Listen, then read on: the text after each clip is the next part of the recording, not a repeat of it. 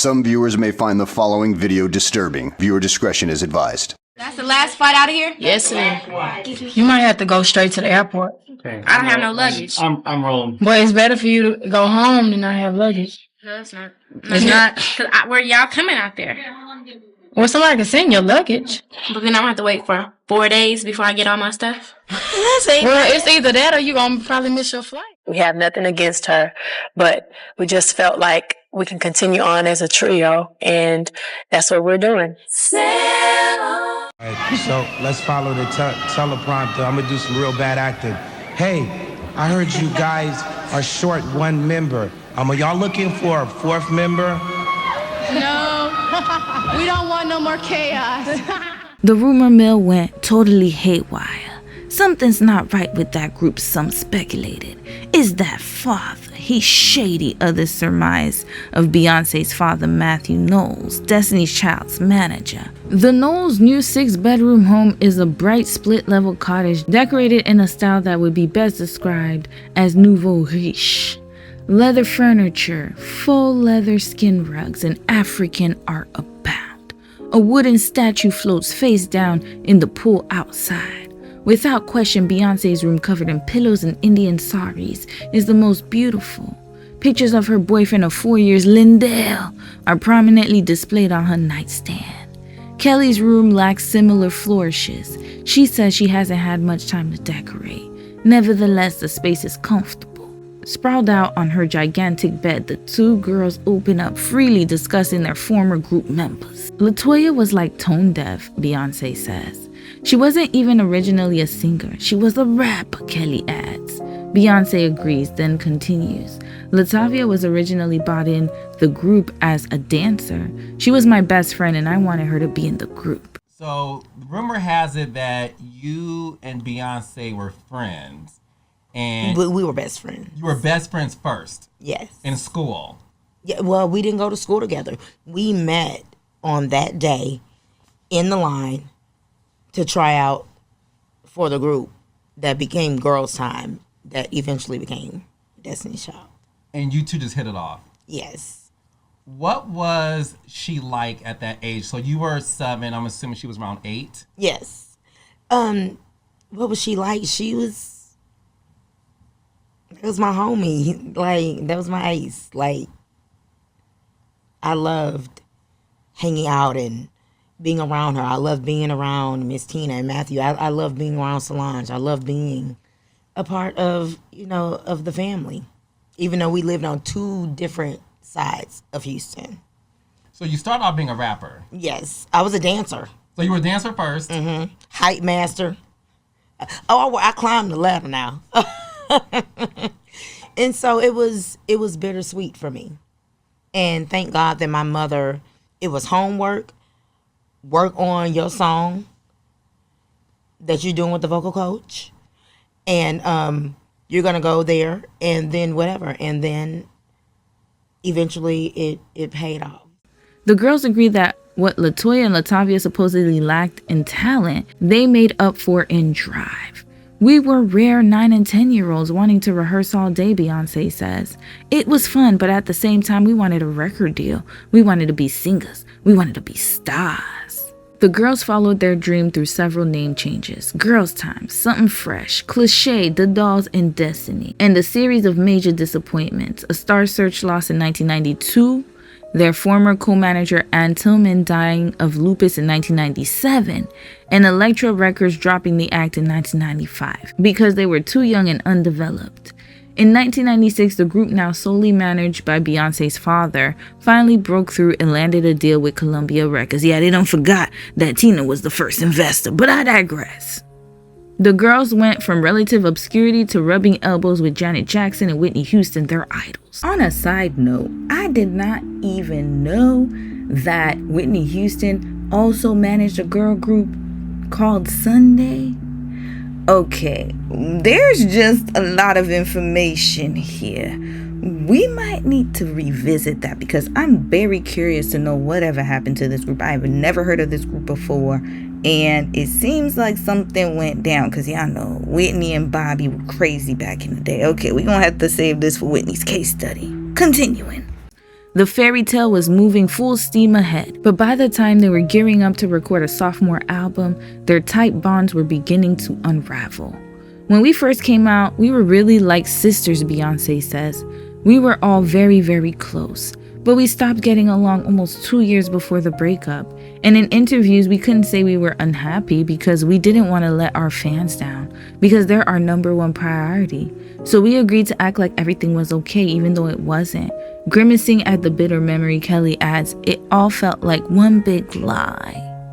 It was like being in a bad marriage when you have kids and you act like you're happy, says Beyoncé. And act they did. As long as it was Beyoncé and Kelly doing the singing, the belief of all of us is that it would make a major difference. And sure enough, it didn't. It was a great opportunity for us. And Farah was very, very distant during the show and even before the show. And we had a meeting in between talking about it. Red flag. Michelle, why are you talking? Is that you? First of all, why does it sound like there's like this large humming? Where y'all at? Are y'all near a refrigerator? That's number one. Number two, Michelle, you just got there. You need to pipe down. Let Beyoncé and Kelly do the squawking, okay? Thank you. Farah got really, really upset and frustrated, and I know Farah went from waking up around 3, 4 in the morning, going to work every day, not ever really traveling, to in 2 weeks, practicing for 12 hours a day, waking up at 5 and 6 in the morning, not really getting much sleep, just basically going through a crazy, crazy schedule. And I don't think Farah or Michelle even knew how hard this was going to be. Michelle had been on tour with Monica before, so she already had a taste of this. Never mind, that was Beyoncé. Okay, my bad. Carry on. Basically, Farah just got really frustrated and the stress was crazy. Everybody was tired. Farah said that she had to leave, but she left and went home. The three of us continued the interview. It was in Seattle. The next day, we had another big show for the Seattle radio station, and MTV was also recording it. And it was a very, very important show for us. It was live on the web. And Farah also didn't show up for that. That night, we had an Australian tour that was a week long that had been planned like 6 months in advance. It was our first time there. Destiny's Child was the first R&B group ever to be number 1 there, 4 consecutive. And our single was number 2 there, and we had 2 sold out venues there. And it was very, very, very important to us. One thing about Destiny's Child, even when we were going through our problems before with the former members, Kelly and I still showed up for the performances and still did the show. Well, now, Kelly, your parents are Kelly's legal guardians, right? No, that is another rumor. Okay. Do not believe the hype. Us and the former members all met at the exact same time. We were all like sisters, and Kelly ended up staying with us all the time. My father and my mother never took legal guardianship. That's all some bull. I don't know what they think. Anyway. I'm so happy that they cleared that up. However, there were also rumors swirling around that Kelly may have been one of Matthew's illegitimate children. Matthew knows he's not my father. That was a rumor for so long, and my father is somewhere in Atlanta. That's really sad to say. Right. But yeah, I haven't seen my father since I was a kid, but it hasn't hindered me. It's made me a stronger person, and yeah, that's it. You go and have Beyonce and Solange. Yes. And then Kelly comes in the picture. She's like a kid to us because she lived with us 10 years old, 11 years old, up until her adulthood. Okay. What was the story? How did she come into the family? Well, there was this group called Girls Time that went on to go to Star Search, and they lost. And then I got involved after that. Before that, I wasn't involved. And once we got involved, her mother was a nanny, and they lived in a white home. They actually lived in a white home, 2 doctors. And one day, her mother came home, and they sat her down and told her they were getting a divorce, and that literally they had to move out in 2 weeks. And her mother wasn't prepared for that, and asked if we would keep Kelly, because Kelly was really committed to this girl group, and her mother needed to go back to Atlanta to just get herself together. And so we committed to keep Kelly for a month. That turned into like 8 years or 10 years or something. Okay. Yeah. About 2 years ago, Kelly reconnected with her father. Now to a story of forgiveness and love. And it's a very personal one that Kelly is sharing with us. That's right. Uh-huh. I mean, I had a wonderful mom who supported me and loved me, but the truth is there was always a piece of me that was kind of missing. And for 30 years, my dad was absent in my life. Red flag, 30 years. Few years ago, I reached out to him. 30 years. What was he doing this whole time, Kelly? And the fact that you had to reach out to him is diabolical. For as long as I can remember, it was me and my mom. My understanding of where my dad was as a kid was that he was not really ready as a father. I was angry at him. I was disappointed in him. I had all those feelings of abandonment. I think as a kid, you just feel like if they're not there, they don't want to be here. Children are very perceptive. And your feelings as a child was right on the mark. Because for 30 years, you're telling me that your father never wished to meet you, never wished to see you, never wished to explain himself. And it took for you to reach out to him? Where was his ass? Okay, so we're going to find out more. Let me not get too ahead of myself because, I like to get a little froggy. So I'm not going to jump just yet. But the fact that he waited 30 years is giving me deadbeatism at its finest. So that's what I felt. And that feeling sucked. As the years went on, I didn't want any connection. I remember telling the security on my team when touring, if this man comes to the gate, do not let him in. I didn't want to deal with that at the time. And it wasn't until I had Titan, my first, and I said, I really need to know him. I want to meet him. And by the way, this was after I lost my mother, because I lost my mother 3 weeks after Titan was born. So at that time, I think I still had these feelings of like, oh my God, I have no parents. And it was like, no, you do. You have one left. Next thing I knew, I was at a hotel in Atlanta and I was on my way to walk in to meet him. Before I walked in, I had all these thoughts of what I was going to say. I had all these questions lined up. And as soon as I saw his face, it was a blank. I cannot imagine the pain that comes with losing a parent. So I truly empathize with her, and my heart goes out to her and to any one of you if you have lost a parent. I'll say that she was in a very vulnerable moment and she was extremely emotional. And to me, this is my opinion, nothing good comes out of making emotionally driven decisions. And now she's thinking about the father who never even existed in her life, who wasn't there through the highs, the lows, who wasn't there at all. And she's trying to fantasize and romanticize this man. I feel like she's just trying to find a replacement of a parent. Kelly seems very, very codependent and attached to people. I've noticed that. She is extremely emotional, and that's fine. There's nothing wrong with being emotional, but you also have to leave room for logic as well. We have this father who was a deadbeat, in my opinion. I gotta be honest. He wasn't there for 30 years. I don't care what excuses he comes up with. There's no reason why you could not be in your child's life for 30 years. There are situations of women who, quote unquote, keep their child away from the fathers. But at the same time, this woman was in Destiny's Child for many, many, many years. Now, while I understand that, dynamics do happen and sometimes children are kept away from their parents, I find it hard to believe that he couldn't connect with her or track her down. So I sit there and I listen to him for almost 2 hours. And all the things I'd heard on one side of the story from my mother, God rest her soul, he had answers to some of them. So some of the pages of this book of us were filling in. Red flag. So he had answers to some, but not all your questions, Kelly. After 30 years, he couldn't even explain himself. You see, this is what I was talking about right here. Because if her mom kept her away from the father, then I would expect there to be some type of custody documents or some type of, receipts that he tried looking for her. He got a private investigator. He got photo albums. I was looking for you this whole time. But nope. He reminds me of of Will Smith's father on The Fresh Prince of Bel-Air. Y'all remember Lou? When he said, my daddy ain't do shit for me.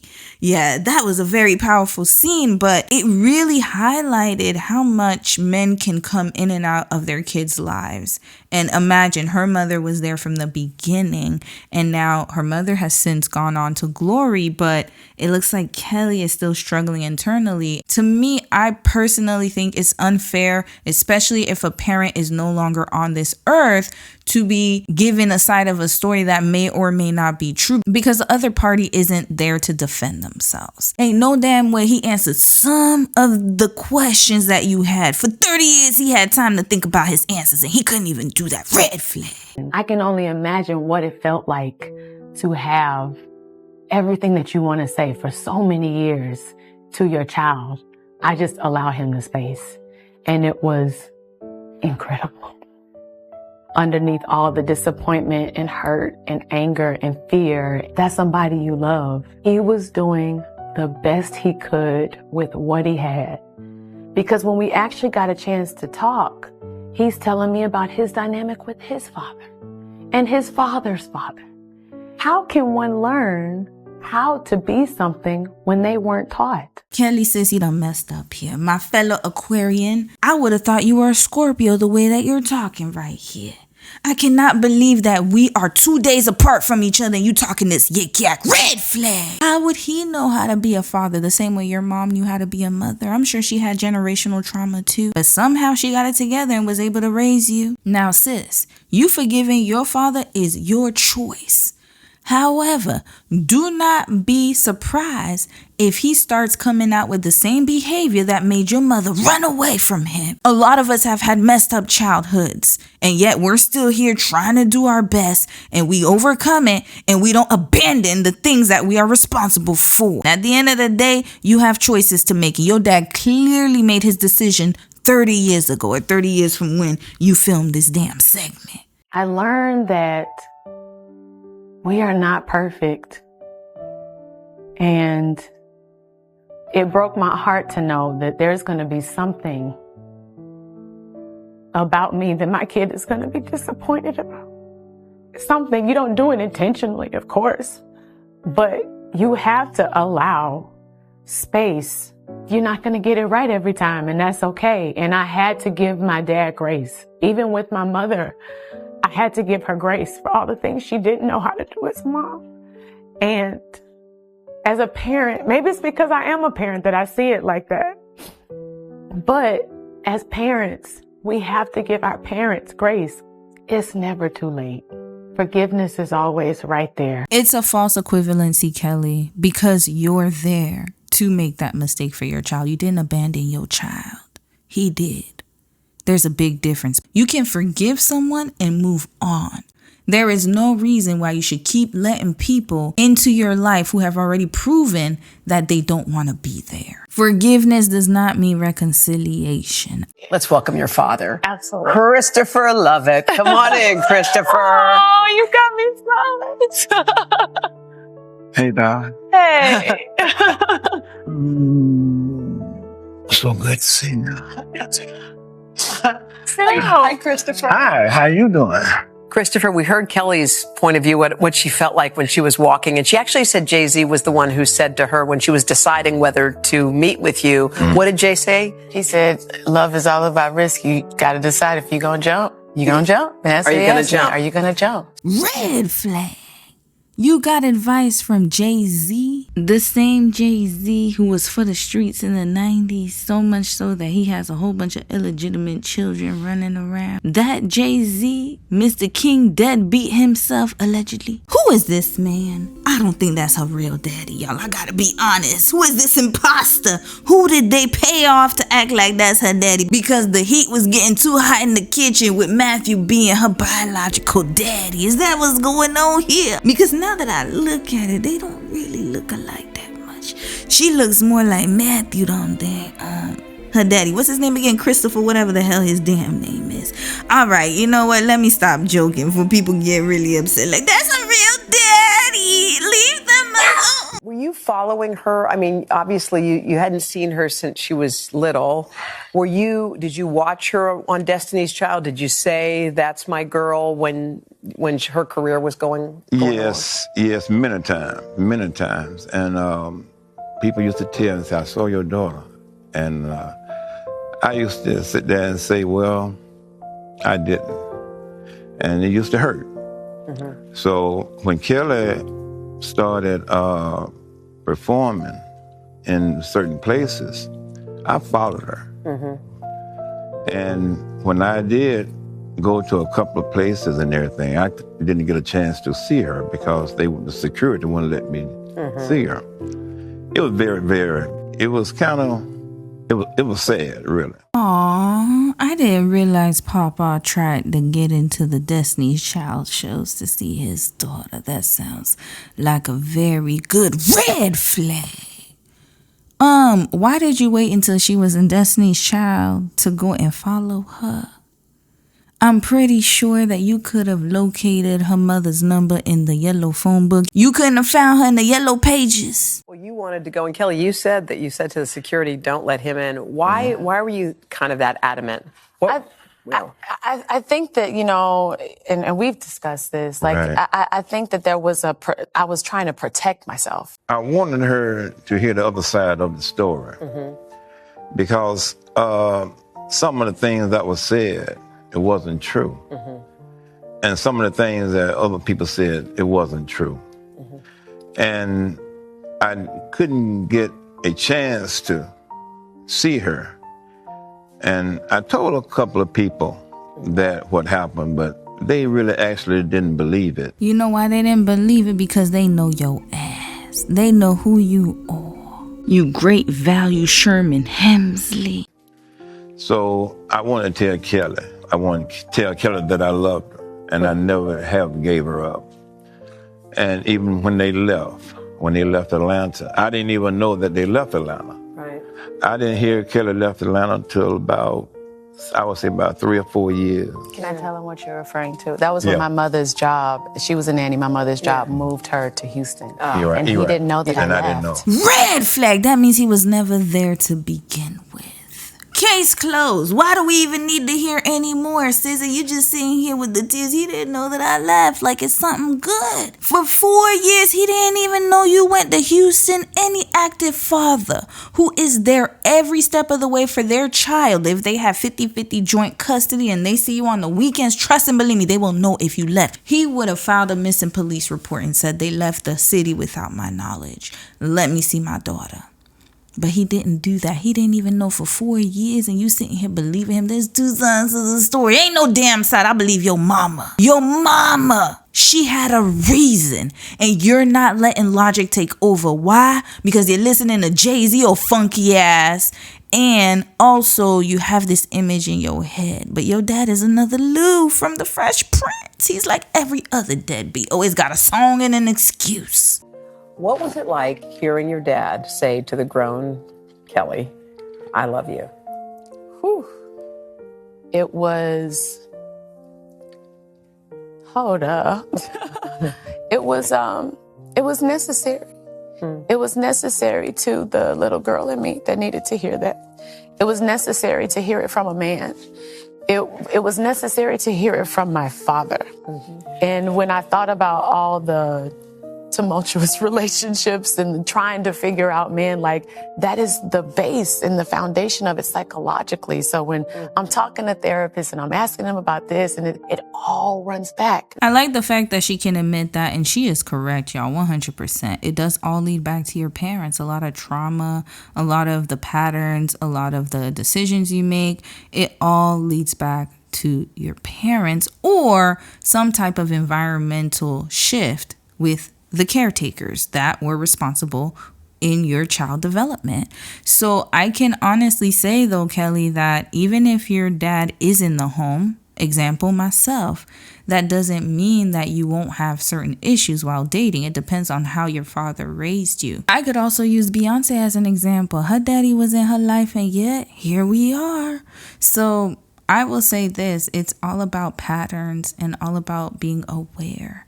And knowing better and doing better for yourself. Unfortunately, she's thinking that if her dad was there, that things would have ended up differently. And I can tell you, Kelly, without a shadow of a doubt, that your daddy does not look like he's the type of man that any woman should have procreated with. You would have most likely ended up in the same predicament, if not even worse. Christopher, just real quick at the end, did you ever feel like you had to say you were sorry?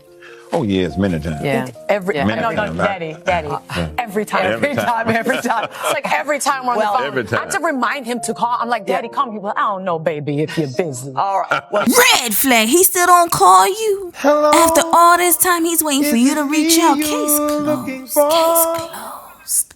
Case closed. After all them damn years and the fact that she let him back in her life, he should be calling her every minute of the day. There should be no reason why she's the one reaching out to him. I don't care how damn busy she is. You need to make it up to her, sir, and you haven't. All you did was got her them raggedy ass flowers from the supermarket. Get out of my face, Get out, Pawpaw. Roll him up out of here. Get out now. Let's get back to business. Which one of y'all talking about ODB? What? Oh, that's another group. I'm sorry. Anyway, all of them. So in Australia, Farah didn't, we told her that definitely, unless something is really wrong with you as far as physically, if you're sick or something, any personal problems or issues is not an excuse to not show up for a job. Now, one of the girls that used to be in the group that was kicked out by your father and you guys said that she was sick when you were over in Europe, and her mother joined part of the tour in the United States. And her mother was on tour with us even in Europe. She was our chaperone. We got everything. And she was kicked out of the bus like 2:00 in the morning with jagged edge. I'm sorry? She's talking about the incident in Louisiana. Beyonce, you sound really red flag. So they kicked out Latavia and Latoya at 2:00 in the morning. Notice how she glossed right through that. What's she talking about? Or she talking about the other? Okay, let's see if you clear that up, Beyonce. kind of hostile about this. I mean, has this been this whole the rumors and stuff? Has this really irritated you? Yeah. It's really old. We're kind of off of that now. We sold 6 million records since then. We don't really discuss any of that. The old rumors and all that stuff. They've died down. We're just happy now that we were able to move on with the true new members and we were still successful. But it's clear that the group is Beyonce and the girls, so why don't you just go solo? No disrespect to the other girls, but we see how things are shaping up. You guys are on TV, the camera stays on you. Wendy was ruthless. You know what, Wendy? I forgot how ruthless you were. Oh, Lord. Wendy, I mean, we were all thinking the same thing. Hell, I'm glad somebody said it. You get the hottest Dior, they get the leftovers. And, that's a compliment to you. Why don't you just go solo? Well, I don't think that the group is Beyonce and the girls. And I definitely don't get the hottest looks, and the cameras definitely don't stay on me. Oh, come on. I sing the lead. And like in SWV and in any other group, when someone sings the lead, then the camera is on them because they're singing the majority of the song. And I could have very well gone solo. Right. But because of my loyalty to the fans and because of my love for Kelly, that's something that I don't want to do and I wasn't ready to do. And we still had a hit album to do, and we still are in Destiny's Child, and they're still the Destiny's Child, and we're still going to be performing. What role does your... Hold up. So your loyalty to Kelly, what about Michelle? Notice how she did not include her in nothing. The point is, Beyonce, you were full of crap. Red flag. You ended up going solo anyways. Wasn't that the plan? Listen, they did not need you to be on interview speaking for the group. Now I see why you keep your mouth shut these days. You were not good at interviewing at all. You just were contradicting yourself left and right. Still play with you guys. She's still the stylist and the hairstylist, and she's still always there with us on tour. That's you, Beyonce? Kelly. Okay, Kelly. Oh, Kelly, your mother's the hairstylist and stuff. No, Beyonce's mom is the hairstylist and the worship stylist. Kelly, by the way, your new hairstyle looks real cute. Thank you. So, ladies, is the bottom line it's going to stay a threesome group, or you guys can go out for a fourth member? Yeah. Right now, we're vocally stronger than we've ever been. Okay. And Michelle has definitely added something to the group as far as vocally. Now, every single one of us can sing, which has never been the case. Whoa. So what are you saying? We can can sing a cappella and sound even better than ever before. Now on the next album, Michelle will be singing more lead, and the camera will be more on Michelle and Kelly, also Miss Wendy. And Beyonce, the other girls were saying that they never even knew when you were doing paid appearances and freebies. we got a schedule that told every time we did a paid performance and every time we did a free. I don't believe this. Red flag. You want to know why I don't believe this and why I believe the other young ladies? Is because Matthew was in charge of it. And he's a Capricorn. Case closed.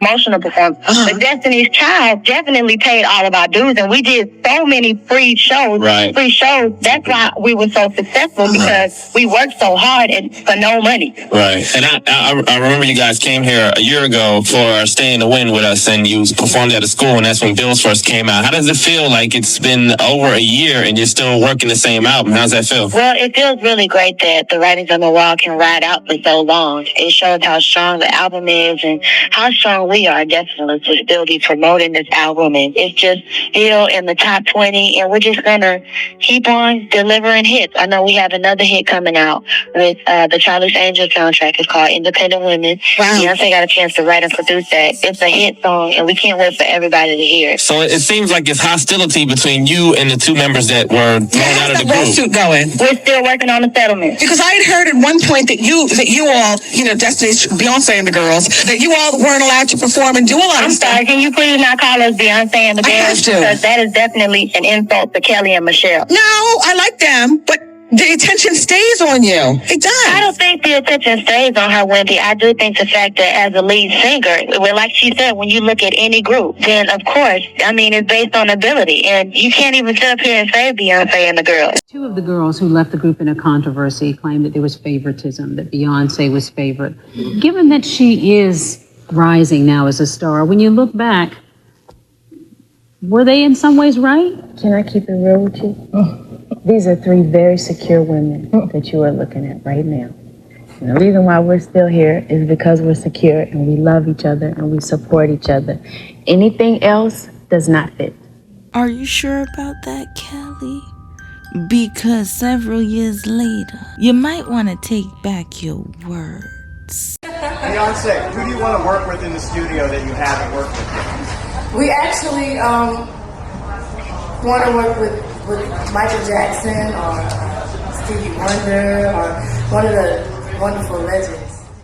Talking about new music, all the talk this week has been about Beyonce's new album. Have you heard it yet? Have you had an opportunity to give some thoughts on the whole thing? I sure have. It's great. It's absolutely great. Really different though, right? Yes, really different. But getting back to what I'm here to talk about, Claritin. What do you think about your friend Beyonce? She's like your sister. You guys literally grew up together. She's stepping into country. So proud of her. I know, but were you surprised, and what do you think about it? I'm so proud of her. Yeah. So happy for her. Looks like Roland wants to change the subject and talk about her new Netflix movie, Mea Culpa. She's back a little later this morning, guest hosting with Hoda. How fun is that? We will see. Some say hearing this tease pushed her over the edge. We're going to chat about that. We're going to chat about her music career and what she thinks about Beyonce going country. Uh-oh, she immediately scowls, then mouths the word no. So do you have any restrictions on where you all perform with the lawsuit pending? No. What actually did go down with you and Jagged Edge? Kill all those rumors right Nothing now. went on with us and Jagged Edge. We have nothing to do with Jagged Edge. They're very great artists. Right. And I'm very happy. All of us are happy for their success. There was an artist that came through our show, and we won't mention his name. Will we, Dile?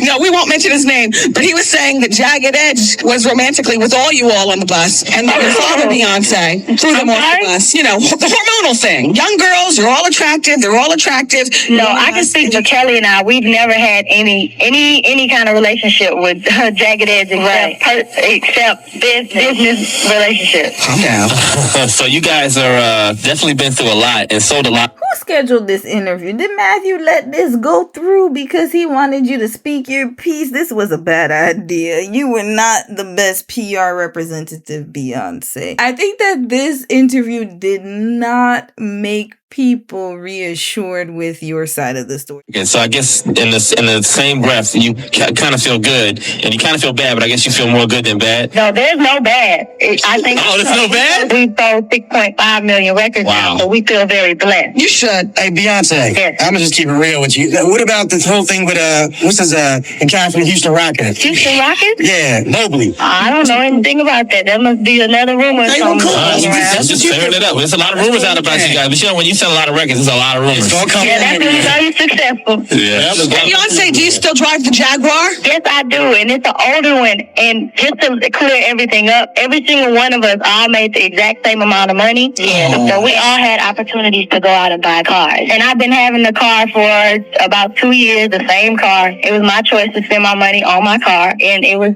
everybody else's choice to spend their money on whatever they wanted to. Now, Beyonce, how do you know everyone got the same cut? Red flag, did you check their bank accounts and you saw how much your daddy had them people deposit? That's her father. So he's not taking a big cut from her because obviously that's her dad. So he probably took more of a cut from Latavia, Latoya, and Kelly. Come on now, Beyonce. You gotta have more sense than that. Y'all made the same amount of money. So your father owns the name Destiny's Child? Yes. Legally, we don't want to get into who owning names and everything. Why? Because we'll get in legal trouble. We're working on the settlement. We want to thank y'all for calling and checking in with us and like clearing things up. And I know you guys are coming to the city soon, so we'll be talking to you some more. But thank you for clearing things up. Thank you very much. We just want to thank y'all still for the interview and for giving us the opportunity to clear it up. Okay, you ain't cleared nothing up, Beyonce. Next! Now, if that wasn't enough, Wendy's messy ass also had Farah on the show. And she had a lot to tell us. Bring our guests in. Farah's coming in, everybody. What's Farah Franklin? That's a name that belongs in lights. That's actually a very gorgeous name, Farah Franklin. I love the F and the F. Mm-hmm. It rolls off your lips. It really does belong in lights. Alas, nothing's been popping off since Destiny's Child. However, she's not in here for nothing, so we're going to find out all about Farah Franklin. She was one of the original 4 members of Destiny's Child before Beyonce decided that Farah was too cute for the group. Look at Farah. Hello. I'm loving your boots. Thank you. I'm loving your belt. I'm loving your handbag. Oh, sorry about that. No problem. I'm loving your handbag. It's for you. I'm loving your t-shirt. Yeah. I am loving your hair. Thank you. And those are contacts. No, these are mine. You did hers. These are mine. I think this. Well, you're not gonna know. I got it. Your hair. Now, I know that you have light eyes, but those aren't contacts to zhuzh it up a bit? No, these are mine. Well, now I can see why she got kicked out of the group. Too beautiful. Thank you. I see what's going on. Have a seat, Farah. Thank you. Look at that. The real deal. I'm seeing exactly what happened. How many years has it been?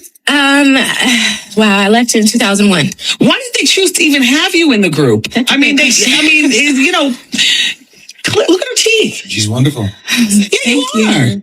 Thank you very much. It means a lot. Very natural. How old are you? Showbiz age. No, my real age, I just turned 24 May 3rd. Oh, I see what's going on. It's May 3rd. I have my ID and everything. You do? Yeah.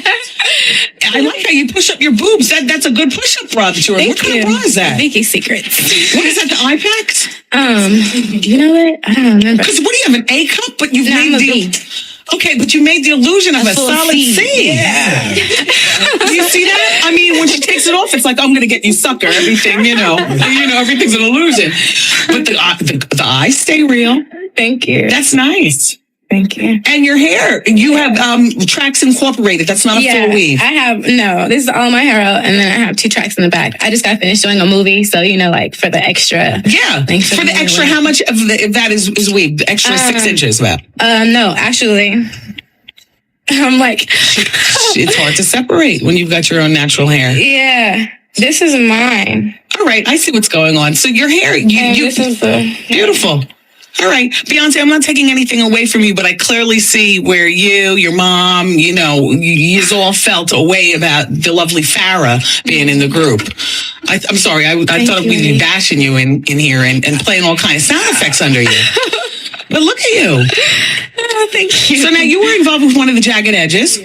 I was friends with Jagged Edge. Brandon from Jagged Edge. Yeah, Brandon. And the other one was involved with Latoya and Latavia. Actually, they dated the two guys. Okay. I didn't date them. I'm He confused. did a song for me. I used to studio, but I didn't date any of them. That was the other two young ladies. Who do you date in the industry, or what? Damn, Jagged Edge gets around. How many young girls did they know? We might need to go research some stuff. I don't recall much. Listeners, help remind me of Farah and her dossier at 866 Wendy Facts quickly before she leaves.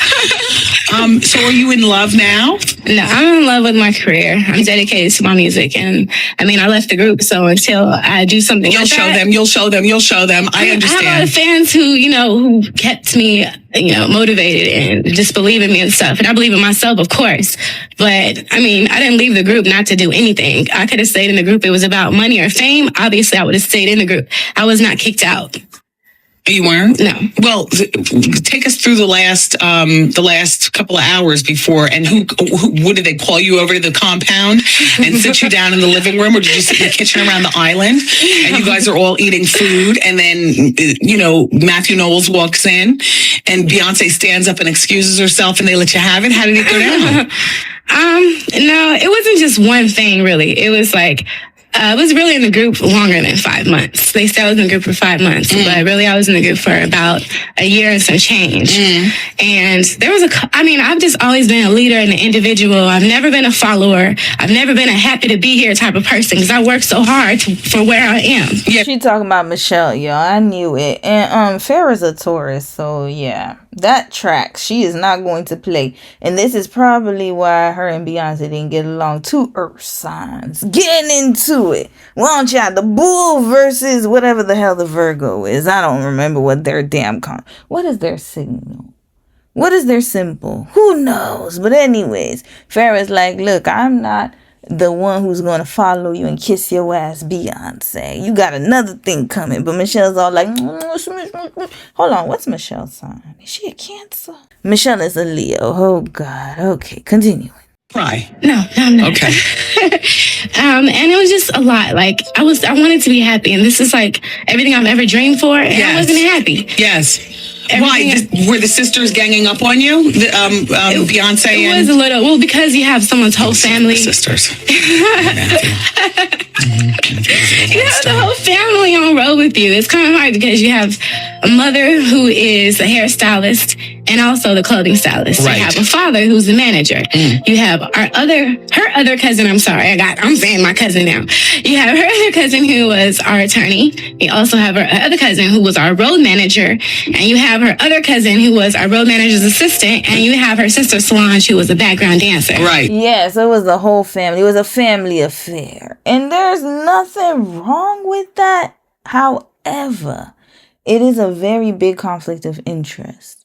Like, you have to be very cognizant of your position, especially if you have a lot of family members around you. Now, the reason I said there's nothing wrong with that is because usually that's for a solo musician. So if Beyonce was solo, then none of this would matter because, yes, you should have the people close to you around you. I mean, if they know what they're doing and whatnot. But they were operating as if Beyonce was a solo artist when she's part of a group, not even thinking about the group members. Interesting. But then again, the way they tell us, like gaslighting us, and it was always going to be the group. I sacrificed for Destiny's Child. There's no solo album. Please, Beyonce, you were solo since the beginning. Right. Therefore, we have 4 days off a month, the whole month, and not even in a consistent row. Yeah. I got what you're saying. So now, the last time I saw you, you were on the cover of the book Pimps Up, Hoes Down. Oh, no. That was like a desperate move right there. No, not Pimps Up, Hoes Down. It was one of those kind of The books. Art of Macking. All right, same difference. And I did it when I was 15. What? Yeah. Well, where are your parents? I've been on my own since I was 15. What? Yeah. What is up with your mother? That's a great question. I have to pray for my mom. I'm the daddy's girl. So, but I take care of my family, so. Hold up. She said The Art of Macking. Was that the book for Tariq Nasheed? Red flag. What is going on here? This is 6 degrees of separation. Why is everybody interconnected? I'm talking about King Hotep, Mr. FBA himself, Tariq Nasheed. Yes, 15 is way too young, Farah. what was going on? You must definitely have a problem with your mama. It looks like she was estranged from her mother and she was raised by her daddy. That's what it sounds like. Okay, continuing. Oh, Lord, this is getting juicy. You spend Mother's Day with your mother? No, I wish I was there. Did you call your mom? No. Did you send her a 10-cent card? No, I didn't. Okay, what's the deal? No. You know what? Hold that thought, because what do I have, a minute left on the break? 1 minute, yes. 30 seconds, man. Farah, you are stunning, and I'm finding you delightful to speak with. Thank you. And I would kick you out of my group as well, because I don't need this kind of competition.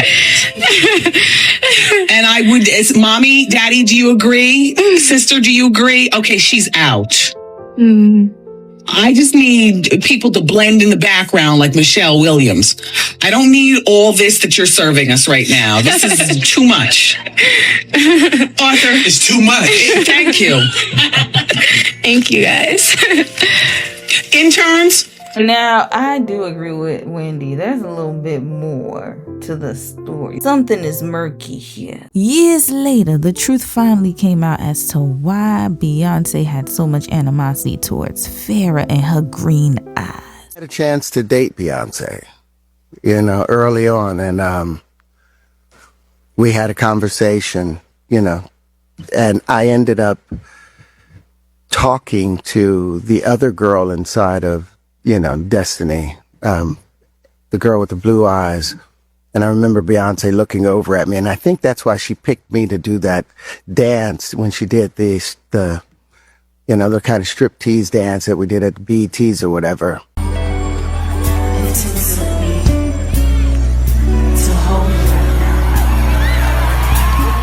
Red flag. Isn't Magic Johnson married? Who came up with this damn idea? Ladies and gentlemen, give it up for these fine men. You can sit down, baby. Let's sing, ladies. Ooh, boy, I've been waiting. You got my body shaking. You're so deep, baby, please. Do you like it like this? Or do you like it like this? Ooh, look at your faces. Let your heart racing. You're so deep, baby, please. Do you like it like this? No. Or that? Do you want it like this? Do you want it? Do you want it? Do you want it? Hey!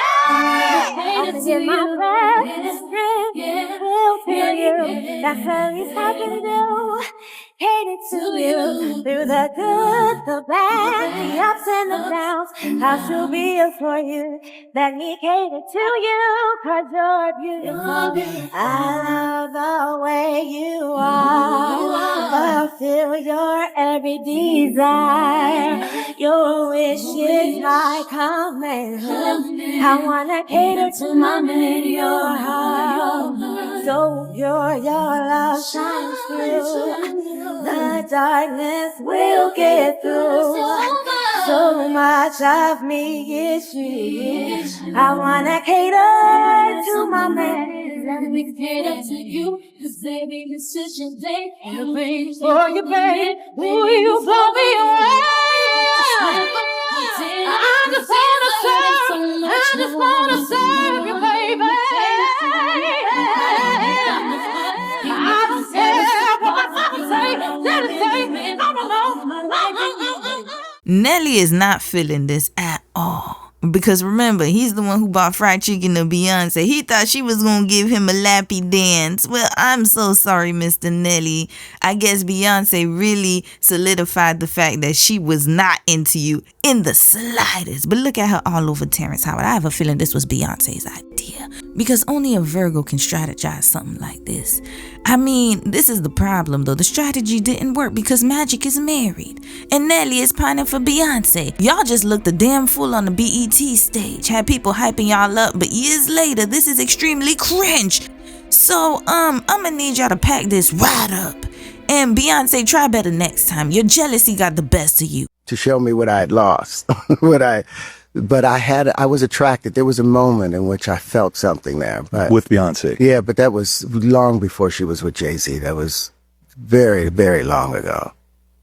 I mean, they were big back then when they were coming up. They were very big when they were coming up. Destiny's Child. Destiny's Child, yeah. That's what it was. Beyonce, yes.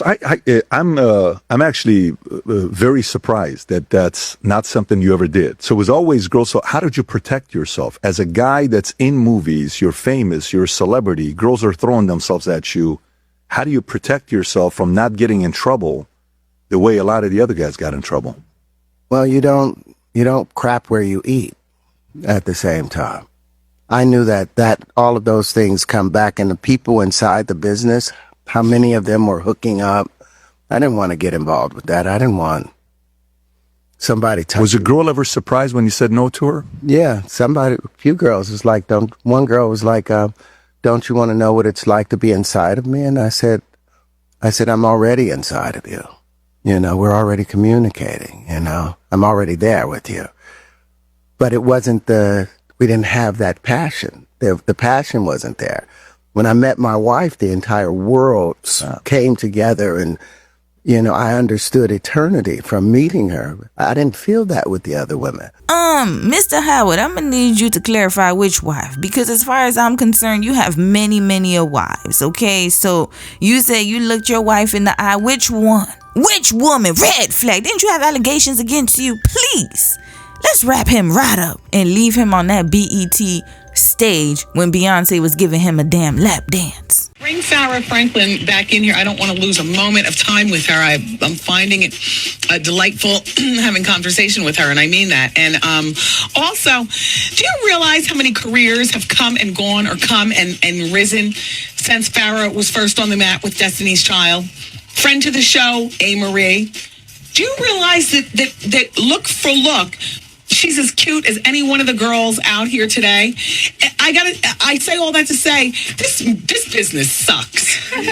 You know, because you can be cute and talented and so on and so forth. I was just telling everybody, you know, lots of girls have come out since we first knew about you from Destiny's Child, namely friend to the show, A. Marie. As well as other girls. Who else? I can't even think off the top of my head. A. Marie is top of mind because she's Sierra. Hello. Where have you been? You're as cute as the rest. You don't need that studio workup to be cute. Thank you. It must be that you can't sing naturally. Turn everything out and sing. You know, Wishing on a Star? Oh, Wishing on a Star. All right. I actually brought one of my songs with me. No. We want to hear something where we can really be critical of you. An old Destiny Child's record. Yes. And not Bills. Okay, let me see. Girlfriend. Okay, I know a little something. Okay, go ahead. You don't know the pain that I feel. What song is this? You're taking my love for granted. Are my ears working? I'm not gonna give her a red flag. Poor baby. But once the camera stopped rolling, it was a different story. Beyonce and Kelly believe Latavia and Latoya changed when boys got in their heads. The boys being twins Brandon and Brian Casey from the group Jagged Edge. They lost focus, Beyonce says. They didn't want to do interviews, rehearse, or take voice lessons. Anybody that met us could see me and Kelly were one group and they were another. It was obvious. Latoya denies her ex-boyfriend Brian and his brother had anything to do with the demise of that incarnation of the group. Latoya and myself just simply started sitting back. Like, you know, you get older, you hear things. So we just started like really just looking and seeing how things were ran. And we weren't pleased, you know, with the way that things were ran. Not that we weren't pleased, but, you know, we felt like something else could, you know, be happening. So we had to disaffirm Matthew's contract, you know, in order to even almost be heard, because we were told at a certain amount of time that, you know, we didn't even do enough in the group to have an opinion. Wow. So, you know, so that's why we felt like we had to go beyond and not just want to call a meeting like, okay, well, we're feeling like this. It was never anything against the girls, but at the same time, it's almost like family, like even to talk to Beyonce and Kelly, it might have, I almost feel like it would have resulted the same way. I just started to pay attention to things. Certain things weren't, measuring up. And I started to pay more attention.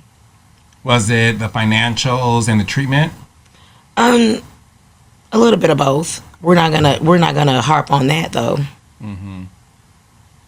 It is what it is, and it was what it was. There's rumors that things started to go awry in terms of the friendship in the group when boys started to get involved. And there were conversations of the fact that you and Latoya were dating the Jagged Edge twins. No, we were. Okay.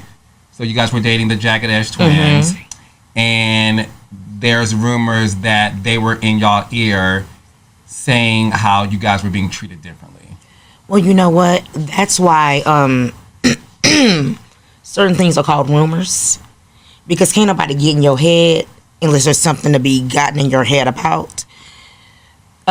Me and my relationship had nothing to do with what's going on with foul play being done. Had nothing to do with my relationship. Next. Because I'm sick of people trying to say that and pin that on that. It's ridiculous. It's ludicrous.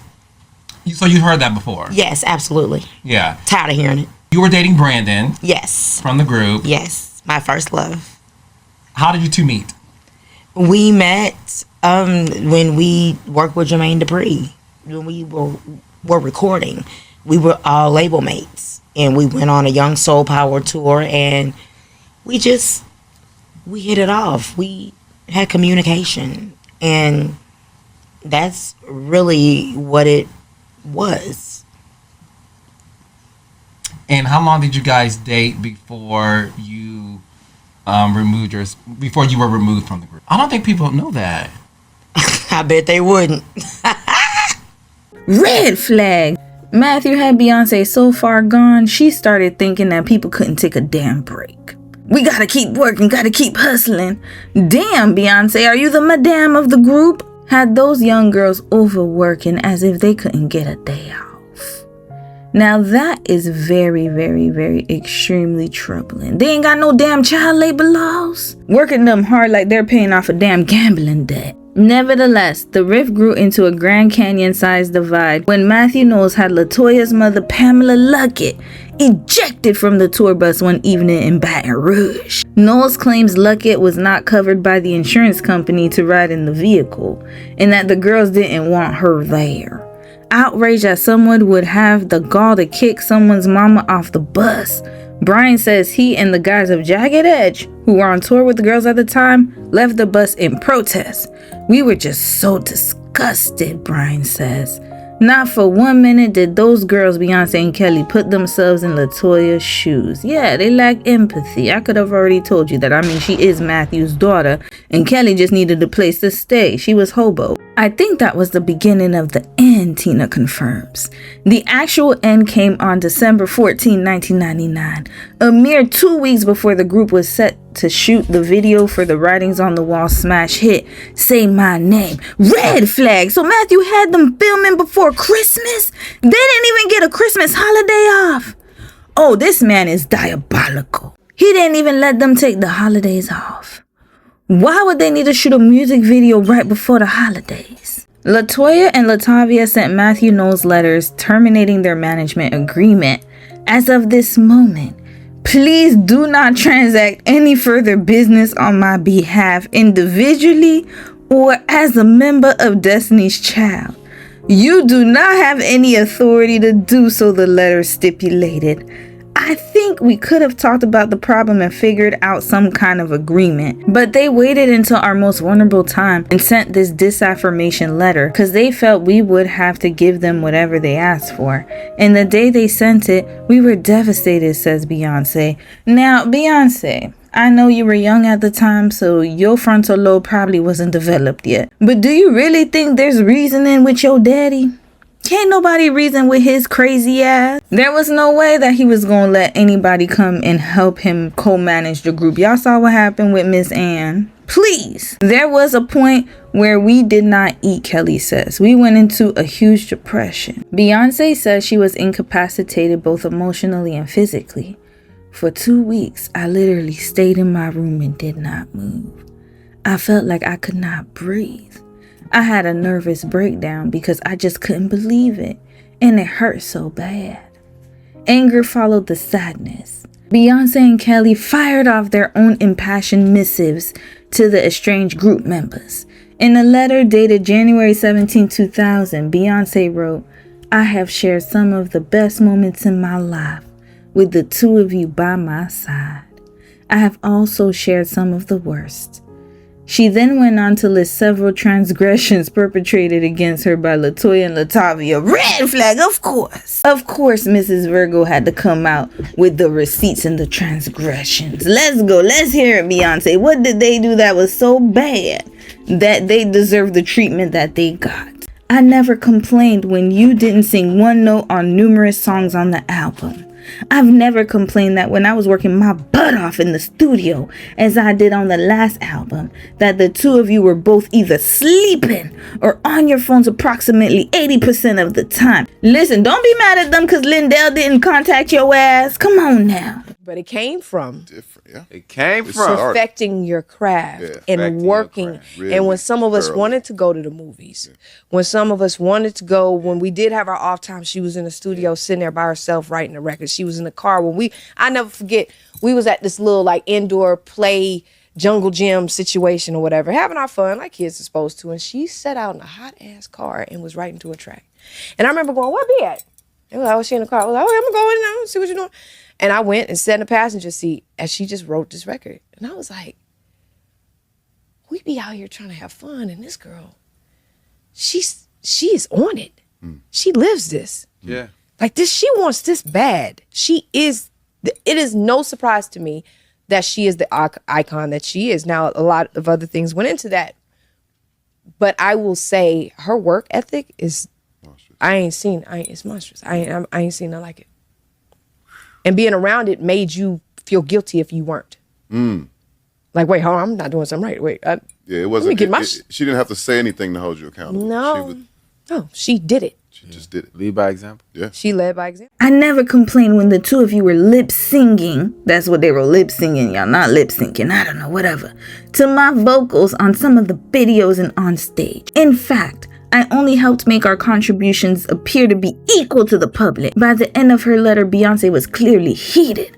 "Approximately every 3 weeks or less, there is drama caused by one or both of you. It has been this way for at least the past 2 years, and I don't deserve this." Red flag. What you mean you don't deserve this? You see, she's centering herself here. Say Beyonce, say my name. Say Beyonce, baby, I love you. Say Beyonce, say Beyonce, say my name. Oh boy, oh Lord, yeah, Matthew Jr., y'all, Matthew Jr. Now, one thing I will say as well is Beyonce. Y'all were 19 years old, 19, 20 about, maybe even younger than that. Of course they're gonna be causing drama. They're teenagers. Why was she acting like she was a grown adult? You were way too serious, sis. Calm down. Lighten up. Beyonce, they were living their life. They needed a break. They've been working hard since they were 7 years old. Damn. But of course, Matthew had you working like a horse, so you thought everybody was supposed to be muling like your ass. And Kelly also fell for the okie doke. Kelly's letter had a similar tone. "I think it's so funny how every time there is something good going on with Destiny's Child, one of you will spring something on us, Beyonce and me." She wrote, "Are you in love with Beyonce? Because it's very strange to me at this point." And by the way, Kelly, they were invested in Destiny's Child being successful just as much as you were. It wouldn't make sense for them to sabotage the opportunity on purpose. What was going on is they were becoming enlightened by your pseudo father and Beyonce's father, Mr. Matthew Jung-un. I think the problem is that they didn't want him to be micromanaging their lives. He was acting like y'all's daddy and their daddy, and there was just too much conflict of interest going on. And before, I've tried to forgive and forget and move on, but I refuse to be run over and receive punches from y'all. Y'all have taught me not to take crap from anyone and to always watch your own back. Tina Knowles backs her daughter's claims. Of course she does, and I wouldn't blame her for doing that. That's her daughter. That's a baby. From the time Latoya got in the group, there was always drama, always jealousy, always madness, she says. People don't know all the crap that we've been through with Latoya and Latavia. By the time the management thing came, Beyoncé and Kelly had been so miserable. It was the last insult they could take. Tina adds, you give people an inch and they take a mile, and that's basically what happened. Beyoncé and Kelly kissed their butts all the time, spoke to them first, and then went into the studio and did all the work. Red flag! You basically are believing what Matthew's telling you because, Tina, how would you know? Weren't you up in the salon working your fingers to the bone? Not only that, but you were the one who was the stylist for Destiny's Child. So you had to go and get those outfits together. There's no way your eyes could be everywhere at once. You were just hearing what Matthew was telling you. Also, I must say that it's very interesting that she pointed Latoya out. My opinion is that they were just two different personalities. Beyoncé was too serious and Latoya was very lighthearted and fun. Could you please describe each other? If you just start to describe Latoya. How is she? Okay, I'll describe Latoya. Latoya is the energetic, happy one of the group. When everyone else is feeling kind of sad or if the day is going bad, then Latoya always bring up a memory or something to make us laugh. And or when we're watching movies or something, she'll always find something in the movie to point out that'll make us laugh. And she's just always bringing in laughter. I have to say the same. She's like the Jim Carrey of the group. Latoya's silly. And describe Kelly. Me? Yeah, okay. Kelly she's a sensitive one, but at the same time, she has a lot of personality. She could get silly right with me. But she's a very caring person, a very affectionate person. Like if she meets a fan, she doesn't care who it is. She'll just hug them and make them feel very, very important. She's a very sweet and kind-hearted person at the same time. And then we have Beyoncé. Beyoncé is like the mother of the group. She's very caring. She's very wise, and she's like the perfectionist. I mean, if like we need to like get something straight, if we need to get our attitude straight, she's like, come on, y'all, we got to get on top of it. We got to be, Destiny's Child. We always have to stay on top, and she's the mother of the group. She's very caring, very supportive. It can be a bit intimidating to be around someone that has Beyonce's personality. Tina's the type of parent that's not going to look at anything objectively, and she's always going to side with her daughter. And I have a problem with parents like that because they do not try to see things from an open lens. Latoya paints quite a different picture. We weren't lazy. When it was time to write, when it was time to sing, we were ready to go, she says. I want to put someone on the stand with a Bible and have them say that we didn't work. She says her problems with the group stem from her refusal to just go with the flow. This is the 4th time I've been kicked out, she says. Red flag, they kicked out 4 times. Anytime a contract came up, Matthew kicked me out of the group because I wouldn't sign just anything. It was like a bad relationship. He would kick me out and then call back a few days later talking about, I need you, I need you, I need you. He needs prayer, he needs a hug. Red flag! Why are you talking to these young girls as if they're your woman? And this is the type of dynamic that he was subjecting them to, and Beyoncé turned a blind eye because that's her daddy. And she trusts her daddy. She was under his spell. And Kelly, hell, that's her daddy too. You put these girls in this impossible situation. There's this conflict of interest going on. Then you're calling them and you're emotionally manipulating them. He literally had them young girls in a toxic ass relationship and they didn't even know it. Let's continue. He may also need a good lawyer. A strongly worded 18-page legal petition filed by Latoya and Latavia on March 21st of 2000 accuses Matthew Knowles of greed, insistence on control, self-dealing, and promotion of his daughter's interests at the expense of the plaintiffs. The document also alleges that Beyonce's father tried to assume and exercise authority far beyond that typically entrusted to a personal manager in the music industry, and that in his own mind he was effectively the owner of Destiny's Child and complete master of the group. Though Latavia declined to be interviewed for this article, Latoya says they both stand by what's alleged in the suit. Everything was like, this is my group, my daughter's going to sing lead, deal with it, Latoya says. He would say things like, if you don't like it, then you need to get another career. This is my group, I made it. Red flag, no you didn't, you thief. He believed it so much that it became a reality.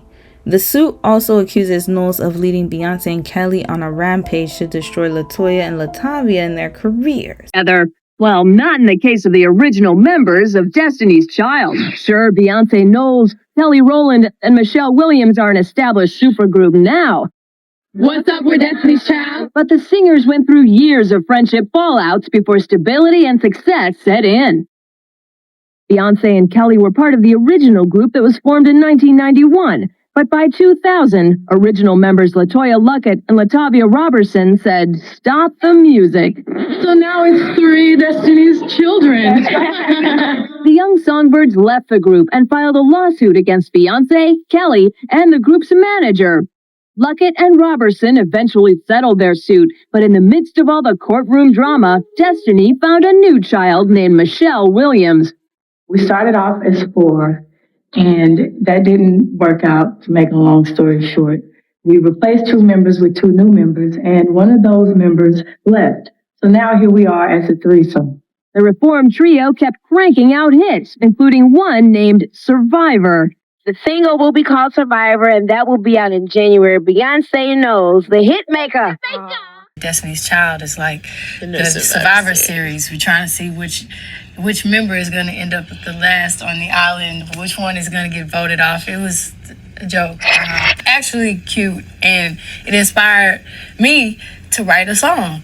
And I was like, we can use that negative thing and turn it to a positive thing and do a whole Survivor video and laugh at them and make a fool out of them. And that's what we did. And at the same time, it's a positive song, and it's something that we can relate to, and something that a lot of people can relate to. Not only people, that's been through things in groups, but surviving cancer and AIDS and racism and all the different things that happen in life. Destiny's Child's new album, Survivor, definitely shows our growth. As far as a group, as far as vocally, mentally, spiritually, everything, you could just tell that we've grown so much. And it's so cool because I got the opportunity of writing and producing actually every song on the album. And with me writing and producing, I made sure everybody sang lead on every song, which is so cool because these ladies are so talented. And it really shows Destiny's Child as a whole. And I just can't wait for everybody to hear it. It's all about being positive, having self-esteem. Anybody that has low self-esteem or any kind of issues, you listen to the song, it makes you feel powerful. It makes you feel like an independent woman. It makes you feel like a survivor. Even if you're a man, you still won't like this album. The beats are still hard. Yeah. They still have the Destiny's Child dance grooves. Right. But we're talking about something on this album. We have everything from molestation. We're talking about a young girl who got molested. It was inspired from a fan letter. To Feeling Bootylicious. Feeling Bootylicious, which is our second single. And it talks about not looking like the magazines and, being bootylicious and feeling proud and still sexy when you go out. So I also think the great thing about this album is the fact that it's personal. Since Beyonce got a chance to write and produce, everyone can relate to the album. And I know a lot of fans come up to us and they're like, oh, well, gosh, we've been through this with Bills and we've been through this with Say My Name. And now to come back with it with this album, they're like, oh, my gosh, y'all have been through everything. With Survivor, to the songs that she just mentioned, including the cover song that we did from the Bee Gees, Emotions. Problem was, old pals Robertson and Luckett claimed the song was a jab at them and in violation of their settlement. Beyonce denied the charges, but again, the former members sued. Eventually, this case was also settled out of court. Let's read the lyrics together. Now that you're out of my life, I'm so much better. You thought that I'd be weak without you, but I'm stronger. You thought that I'd be broke without you, but I'm richer. You thought that I'd be sad without you, I laugh harder. You thought I wouldn't grow without you, now I'm wiser. Thought that I'd be helpless without you, but I'm smarter. You thought that I'd be stressed without you, but I'm chilling. You thought I wouldn't sell without you, sold 9 million. Red flag. So she's taunting them girls. And we were actually blessed that it was a single because the label didn't want to put out a third single. Say My Name? Yeah, the third, they had already, so you got to remember, Destiny's Child was only on their second album. Mm-hmm. So they had already made their money back from Bills, and, Bugaboo was a brick. So you got this big record like Bills, and that did well, and the Bugaboo came back and did well. They were ready to just cut it off. And with some conversations that happened internally with Tommy Mottola and Donnie Iyer, we finally got it to be the third single. And it became the record that took them from, I think, 2-point-something million to 9 million. My dude said, Dark Child, doom, doom, doom, doom, say my name. What do you remember about that session, though? Destiny's Child, recording? I was working with the Spice Girls in London, actually. And I just finished working with them, and they took me to this club, and I heard these really wild rhythms being played by a DJ. It was considered garage two-step music over there. Mm-hmm. And I was inspired by it. I was like, I'm gonna be the first one to bring that sound to America. So I came back to the studio. My first session was with Destiny's Child. And when I got to the studio, no one was there. It was just literally me, the engineer, and LaShawn. And LaShawn was on the phone arguing with his baby's mother at the time. Mm-hmm. And I had this really wild two-step beat going on in the other room. And he was on the phone, and they were just going at it. And this was kind of normal, by the way. So like another day of this, I'm like, oh, this is crazy. Come on. And he said, hey, who's that? He said this. He said, who's that? And then he goes, say my name. And I was like, that's something. That's his song. That's something. I work in titles and phrases and stuff, right? And then I was like, hang with the phone. Like, so finally go in the room and work on this record, Say My Name. And the funny thing is the girls wasn't feeling it because Say My Name, in their defense, the track was horrible. The original track to Say My Name of my interpretation of what two-step music was horrible. It wasn't authentic. It was all over the place. It was sloppy, but we had a great song. If you listen to Say My Name, it's an undone song. If you listen to Say My Name right now, you'll notice there's a breakdown. And I feel that I'm known for bridges. Mm-hmm. I have bridges in all my songs. Mm-hmm. Say My Name, that breakdown part where I'm talking to Beyonce's doing that riff was an ad-lib that I took from the end of the song and flew it back because we had no bridge, we had no breakdown because we never got a chance to finish it. Because the girls was like just okay with the song. Then the day of the mix with John Marie, I went in and we go to mix the record and I was like, yo, let me just hear acapella real quick. So he pulled it up acapella and I said, scrap all the music, I'm doing it over. At the mix? At the mix. Crazy. And I redid everything to what you hear today. And that was it. I know you're glad you did that. Yeah, I'm one of those 7 million people that bought that album because of that single. I liked the 2 singles before, but Say My Name pushed it. Say My Name, arguably, I feel like arguably maybe my biggest record. As an original member of superstar group Destiny's Child, she co-wrote the signature songs Bills, Bills, Bills, and Say My Name. She met Beyoncé as a child and became an integral part of the group for 7 years, till her highly publicized split with them in 2000.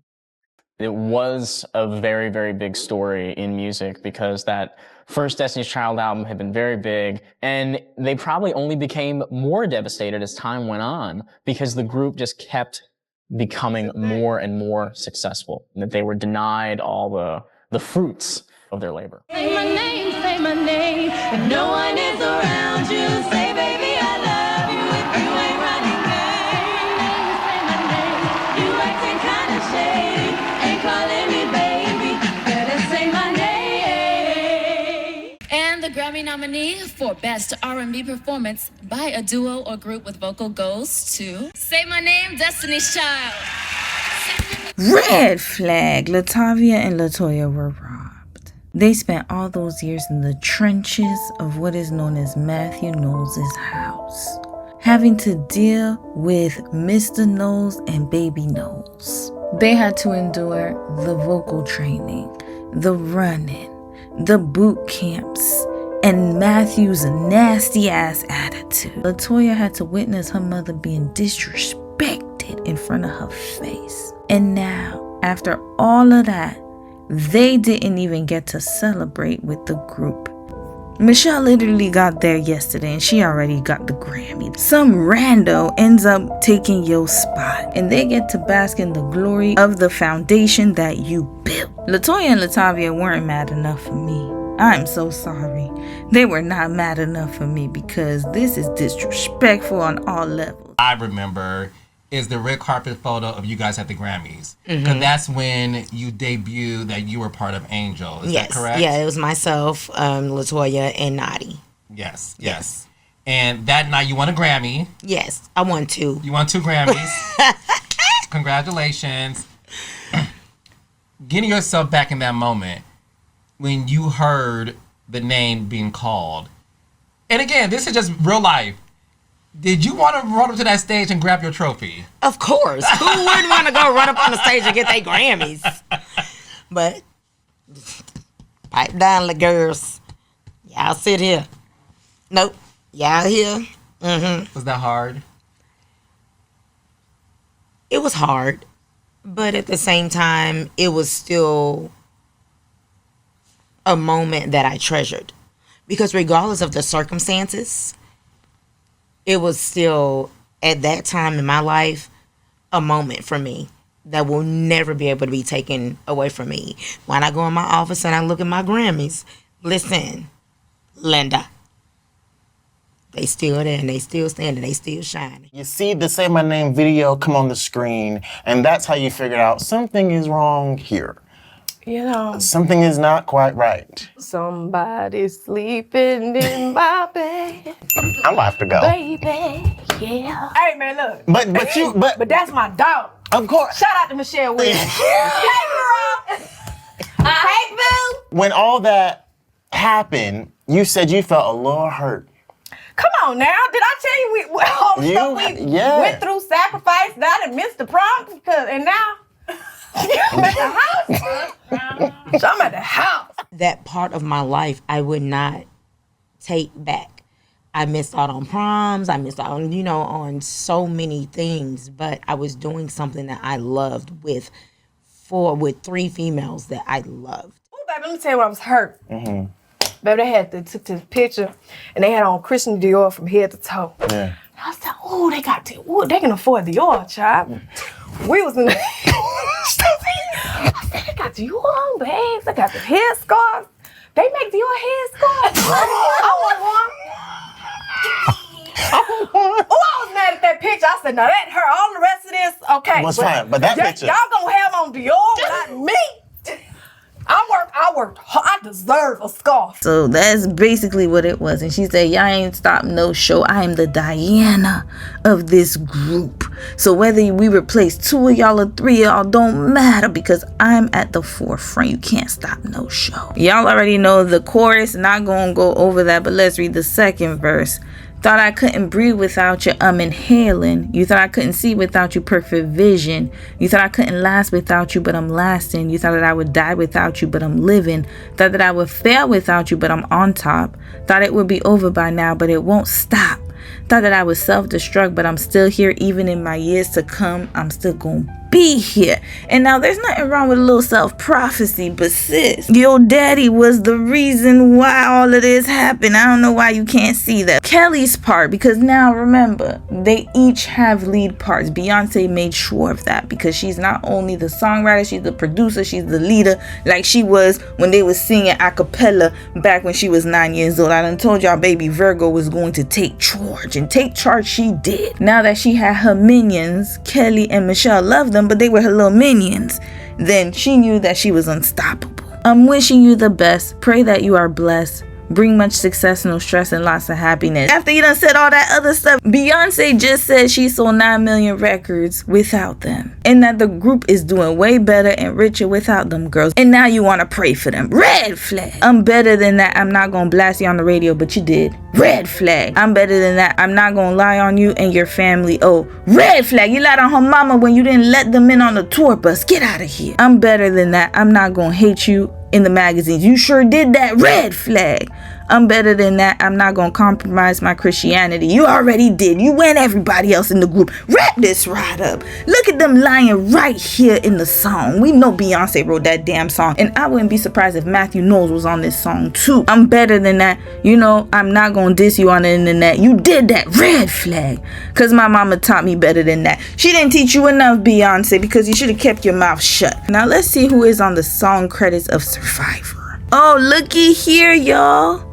Survivor song by Destiny's Child, composition and lyrics, Anthony Dent, songwriter Matthew Knowles, songwriter Beyonce Knowles. Red flag. We got the King Capricorn and his baby Virgo daughter, causing chaos and being menaces to them innocent young girls. All they did was try to be in a group with their friends, and they voiced their concerns. At that young age, they were very wise to voice their concerns about his management style. And the first thing he did, as soon as the lawsuit was wrapped up, and as soon as they got their settlement money, and as soon as they were able to move on as a group, he should have just taken his L, but nope, he couldn't do that. He couldn't let it go, and he had his baby Virgo do all of his dirty work. But back then, she was willing to do all of his dirt, and she learned it from her mama. We gotta keep it real.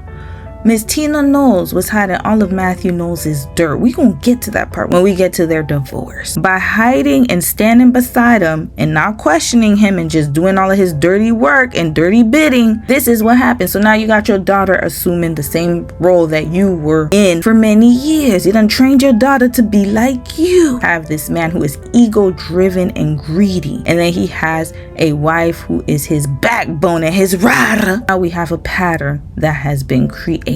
And though the suit stopped short of accusing Knowles of outright theft, it does state that he made money from the girls working while the girls themselves made virtually none. Any efforts by the plaintiffs or their parents to monitor or question Mr. Knowles were squelched through intimidation, threats, or accusations.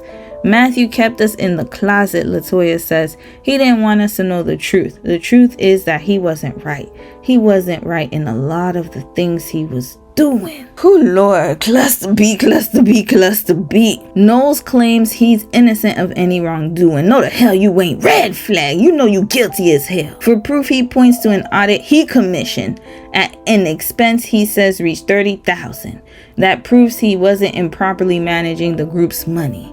Randy A. Bowman, Latoya and Latavia's lawyer, says Knowles' audit has no merit. Absolutely not, because it's not done by an independent third party. He probably got one of his side chicks to draft it up. Until a forensic accountant has looked through these records, we don't know if all the money that was paid to Destiny's Child is reflected in those audits, he says.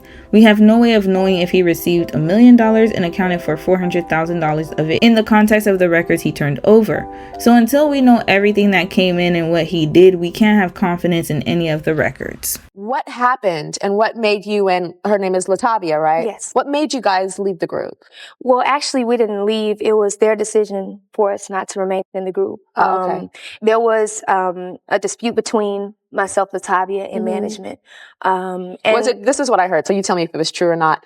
That you and Latavia felt that there was favoritism because the manager was the father of Beyonce. It wasn't so much that. I think when they put it in legal terms, that's what it turned into. But it wasn't so much that. We were known as a group. We all worked as hard equally as a group. We knew our positions in the group. I sang background, Latavia sang background, Kelly sang lead, and Beyonce sang lead as well. And when it came time for stage performances, we interacted with the crowd, you know, in interviews we were more vocal and things like that. So we all knew our role, and nobody was trying to complain or step on anyone's toes at all. Okay. I think I heard it was communication. I heard rumors that Beyonce's the light-skinned girl, so she's in the front and all this type of stuff. No. That, we knew the setup of the group. But I think the communication between everyone was, I think, the most unfair. One, because, I mean, that was her father, manager, daughter relationship. Kelly was living in the house. So I think it ought, from the get-go, it felt kind of, made you feel uncomfortable being like not really on the inside of that. Probably. And that really wasn't, I mean, you can't change a parent-daughter relationship, but it was kind of like, okay, can we find someone that can communicate with us a little better and we can get, you know, our information, you know, delivered to us in a different kind of way. So Latoya also maintains that she and Latavia didn't know they'd been dismissed until they saw the Say My Name video featuring Michelle and Farah in their places. Our attorneys talk to their attorneys every day, says Beyonce. They got letters from us and calls from us, and they got a letter from the label, so I don't know why they're even saying they didn't know they were out of the group. The pair have since signed a deal with Arista Records and are very close to bringing on a third member. Beyonce, you're just listening to your fraudulent ass daddy, please. These aren't the only sensational charges being leveled against the Knowles clan. Former member Farah Franklin, who met the others when she was an extra in the Bills video, says the Knowleses are kinda like a cult. They don't have friends who aren't in the Destiny's Child clique. Franklin also claims that she was told to go to tanning salons and dye her hair red in order to be in the group. Yeah, I told her she needed to get a tan when she first came in because she was replacing Latavia, who was darker than her, says Tina Knowles. Red flag! Why would she need to get a tan to replace Latavia? She's a whole nother person. It's like they wanted to replicate Destiny's Child, but they thought that, I don't understand the logic. So you want her to look like Latavia, but we all know she's not Latavia. Farah Franklin with them light eyes of hers. Now what I think it really is they wanted Beyonce to be the only light-skinned girl in the group. Farah says she explained the Destiny's Child image hinged on each girl having an entirely different look, and that she would only have to tan for the first video. Farah claims she also lost some of her hair in addition to her own identity. By the time Tina would do Beyonce's weave, Kelly's pieces, and Michelle's weave, she would just run a pressing comb through my hair and do whatever to it, she sighs. I was always last to get my hair and makeup done. As far as picking out outfits, I always got the leftovers or what was once Latavia's. Yeah, because they was treating you like the redheaded stepchild. No pun intended. Farah was given her pink slip last summer after missing an important series of engagements, namely a week-long promotional tour in Australia. Well, we interviewed Farah at one point. Who? Who? Farah. Who's that? No idea who that is. Okay. I felt like I was losing my identity and I was not being treated as you would personally want someone treating your daughter if the tables were switched around. And I just couldn't, handle the situation anymore. I had to leave. All agree she never really fit in with the group's image. It also didn't help that 2 months after Farah joined the group, she was found on the cover of Tariq K. Flex Nasheed's unabashed How to Manipulate Women book, The Art of Macking, draped over the author, who is portrayed on the cover as an unsavory Mac. Destiny's Child does not have a bad girl image, Kelly says. Red flag! First of all, mind your damn business. And number 2, weren't you the one lap dancing on Nelly while Beyonce was giving Terrence Howard a lap dance and Michelle was all up on Magic Johnson, a married man? Wasn't that y'all? Oh, so it's okay for y'all to do it, but not for Farah to do it. I feel like it is just projection at this point. And again, it all leads back to the idea that Beyonce felt some type of way about Farah. Michelle, who hasn't been voted off of Destiny's Island, tells the group's line calling Farah crazy and her allegations very unnecessary bullcrap that's absolutely ridiculous. Yeah, because you are kissing their asses. Why do you think you've been able to hold together in spite of the turmoil, Beyonce? I think that all the turmoil and every challenge you have in your life is all for a reason. And if we wouldn't have been through the turmoil, we wouldn't have found Michelle. Michelle Williams wouldn't last after yet another singer walked out. You scared at all coming into the group after the drama that they had experienced? Were you nervous? Very nervous. To the world, they were already established. So it's like, am I going to fit in? Do I have to be like one of the members? Are you going to be the odd man out? What am I going to do? But we just blended so well together. You were tired of singing backup for Monica, so I get it. You trying to keep your spot in the group with Gretchen Wieners and freaking Regina George. And when Matthew Knowles told her to drop her more ethnic first name to Nitria and go by her middle name Michelle, that's what she did, no questions asked. Yeah, because you're just a follower. We already knew that, Michelle. And you're just gonna go along to get along. That's it, that's all. There's nothing else to say about this. Either way, it was fine with me, she says nonchalantly after struggling to remember why her name had to be changed in the first place. Let me tell you something, Michelle, and people who think like Michelle. Just because it's okay with you doesn't mean it's okay for somebody else. Other people have pride. Different people have different value systems. What might be okay for you might not be okay for the other. Meaning that just because you like to kiss people's asses and you like to be a bootlicker, that doesn't mean that other people want to do that. Some people don't like to do that. Okay? Farah claims Knowles thought it was too soulful. They could have called me TT, which is my nickname, and it would have been fine. I wouldn't dare make that an issue. That's stupid. You're getting a paycheck every month, Michelle quickly clarifies. I mean, money ain't all it's about, but look at it. You're traveling every day, flying first class, staying in the best hotels, and you're tripping about a hair color in your name? It was work. It was work. We traveled the world, but it was work. 14-hour days. The scene outside New York City's Apollo Theater is a study in controlled madness. Publicists zoom back and forth, frantically barking orders into headsets. Eager teenagers cluster on Harlem's 125th Street despite the night's uncomfortable drizzle. Their hungry eyes dart between the B-list celebrities strolling down the red carpet and the stretch limos rolling up the block. They're all here for a concert featuring TRL staples like Nelly, Lil Bow Wow, and Samantha Mumba. Not the B-list celebrities. Nelly was B-list? Wow, that's crazy. Matthew Knowles watches for the evening's headliners, Destiny's Child, to arrive. When word spreads the group is nearing the entrance and the crowd can barely contain themselves. But a big girl with a school bully written all over her is not impressed. Not y'all calling her big girl. I can't stand me no Destiny's Child, she declares. Beyonce and them girls is dead wrong. Knowles within earshot turns around and snaps, "That's my daughter. Not him knucking and bucking with a teenager." Does Matthew not know he's in New York? This ain't Texas. They will gather you all the way together and slice your ass up. Don't play with it. You're in Harlem, sir. Get it together, Matthew. So, I don't give a F. The girl shoots back into the conversation.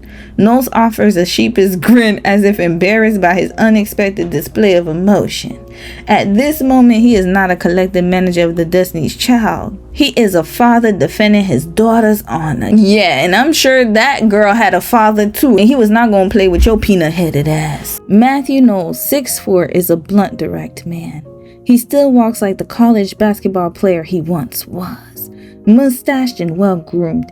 He's the type of man older women call fine. Which older women? Who y'all is? Not Zaddy, please. Before he entered the music industry, he worked in sales and marketing for 20 years, selling CT and MRI scanners. He's fond of trite maxims like failure to plan is planning to fail. When you ask him why he picked Farah as a replacement if she couldn't really sing, he curtly answers imaging, plain and simple. Knowles is flattered when compared to Berry Gordy for his business acumen. Not Berry Gordy. More like Joe Jackson, in my opinion. However, when it comes to power, Knowles says, I wish I had the influence that people give me. You think MTV is going to allow me to call up and say, oh, I'm Beyonce's dad, so I want you to let her host this show. Or I can call and say, hey, I'm Beyonce's dad, so I want her to write the song, and then you're going to invest millions on it? He may not hold sway over MTV, but it's clear he's used to wearing the pants in the Knowles household.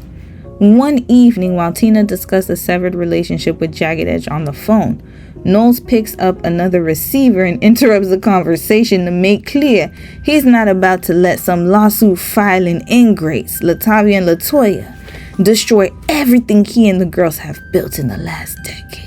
Let me tell you what I'm not going to let you, Tina, do. You're not going to embarrass Columbia Records. You're not going to have two artists on the same label fighting. Destiny's Child is bigger than its members for the same reason that it doesn't matter who runs Coca-Cola, Knowles explains. It's a trademark that he owns, by the way, just letting y'all know. It allows you to be able to change numbers. As long as you got a hit song, there will always be a Destiny's Child. The day there is not a hit song, it don't matter if Beyonce's singing. If you ain't got no hits, it's gone. It's as simple as that. Such pronouncements may sound terribly cold, but according to music historian Patricia Romanowski, co-author of Supreme Faith and Temptations, in order to survive in the dog-eat-dog music industry, you've got to play hardball, and no one does it better than family-run organizations. There is a high level of discipline in these entities. You're either with the team or you're not. Nobody takes any crap because the whole family is at risk, she says. The groups that succeed are less forgiving. They get rid of the problem. It's very Darwinian. Survival of the fittest. Kelly scoffs at the suggestion that her surrogate dad is heartless, controlling, or a bit of an egomaniac. He's my hero, says Kelly. Oh Lord. Matthew has sacrificed so much for us. He didn't have to take me in.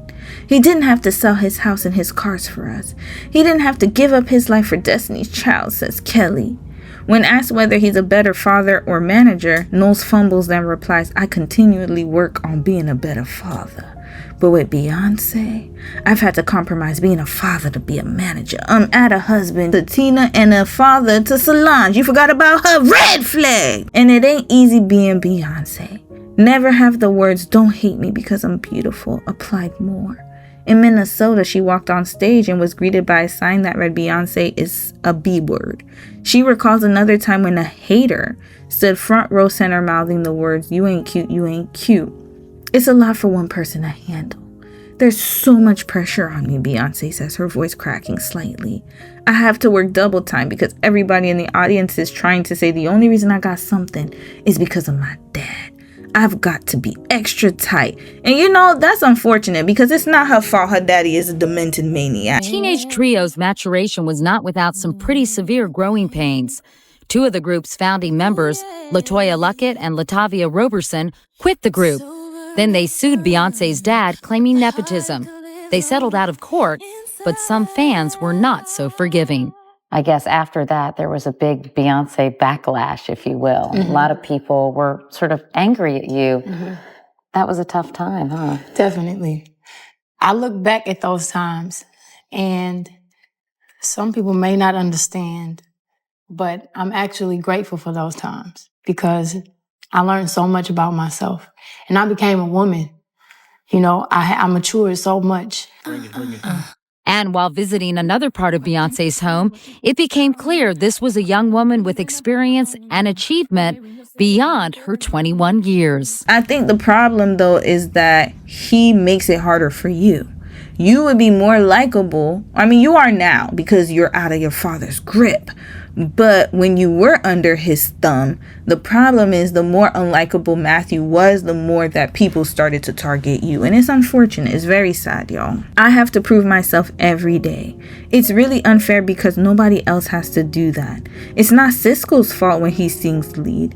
It's not Coco's fault when she sang lead. The haters make me feel bad about singing lead when that should be something that I'm happy about.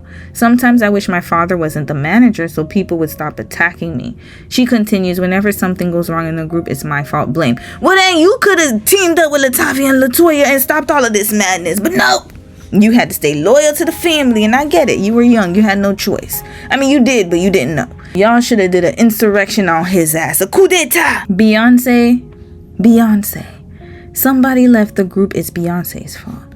Kelly broke her toes. An injury sustained on the road that almost curtailed the tour. It's Beyonce's fault. One wonders what people will make of Beyonce when she decides to take a break from the group and pursue solo projects. Ooh, there it is! The lead singer denies published reports that she has already signed a 3-record solo deal with Columbia for $1.5 million, but does confirm that all the members are negotiating solo deals. Kelly wants to do an alternative album, and Michelle wants to do a gospel album. Beyonce plans on keeping her sound the same, far away from the rumors, the haters, the liars, the former members, and the lawsuit. The ladies of Destiny's Child are in a dressing room at the Apollo, gearing up to go before the audience. After a quick practice, the girls huddle in a close circle.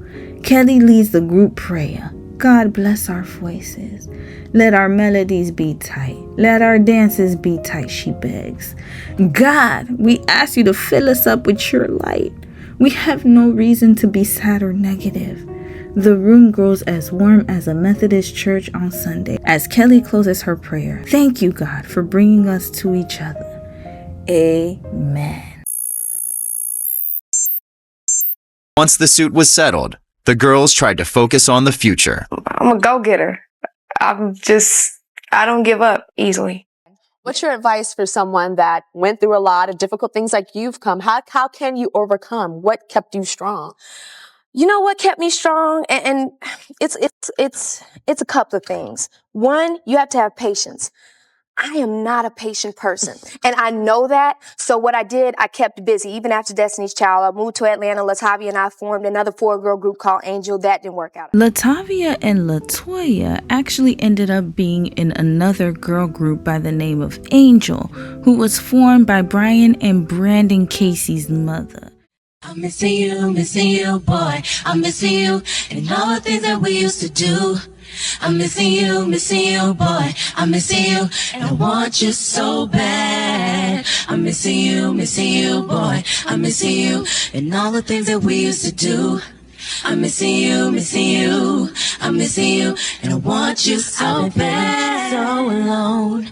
Every time I check into my hotel room, my bed is so cold. And I just wanna go home and be there with you. I've been feeling so alone. Every time I check into my hotel room, my bed is so cold. And I just wanna go home and be there with you. Oh, I'm missing you, boy. I'm missing you, and all the things that we used to do. I'm missing you, boy. I'm missing you, and I want you so bad. The music business, you guys have been singing your whole lives, but here you are with 2 Grammy winners. How did y'all hook up? Well, I was introduced by a mutual friend and went down to Atlanta, Georgia. And you're a New Yorker. No, I'm Houston. You're Houston.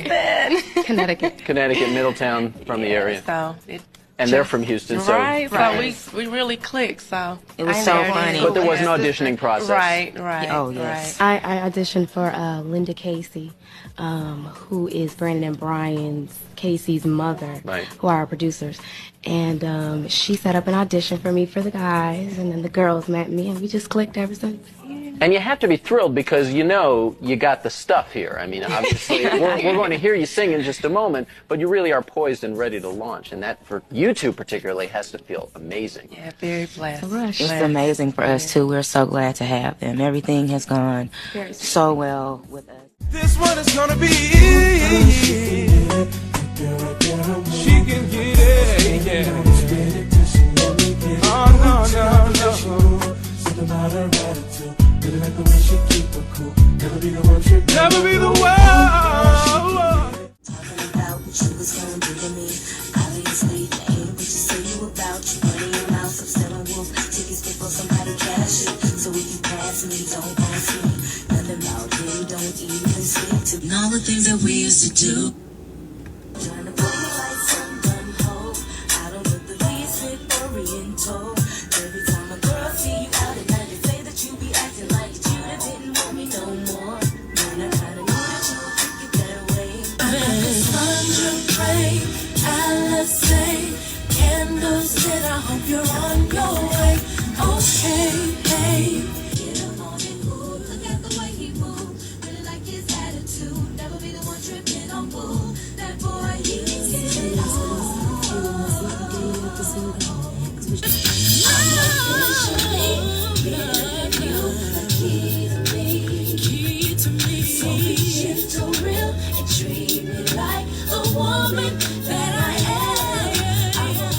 Now, I will say I gotta be neutral in this because this is giving me a red flag. So y'all took them girls away from Destiny's Child. I feel like the Jagged Edge men, because they were men at the time, they put a bug in their ear. After you left the group. Please rephrase it. Rephrase it, Mr. Kane. After you were kicked out. Well, God damn it. I mean, well, could you be a little more harsh? Okay, fine. After you were relieved of your services. I love it. Okay, I love it. I love it. So after you were relieved of your service. You made it so bad. Aren't you going to laugh at this now? That's how good God is. You and Latoya were in this group called Angel. Yes. What made you guys start Angel?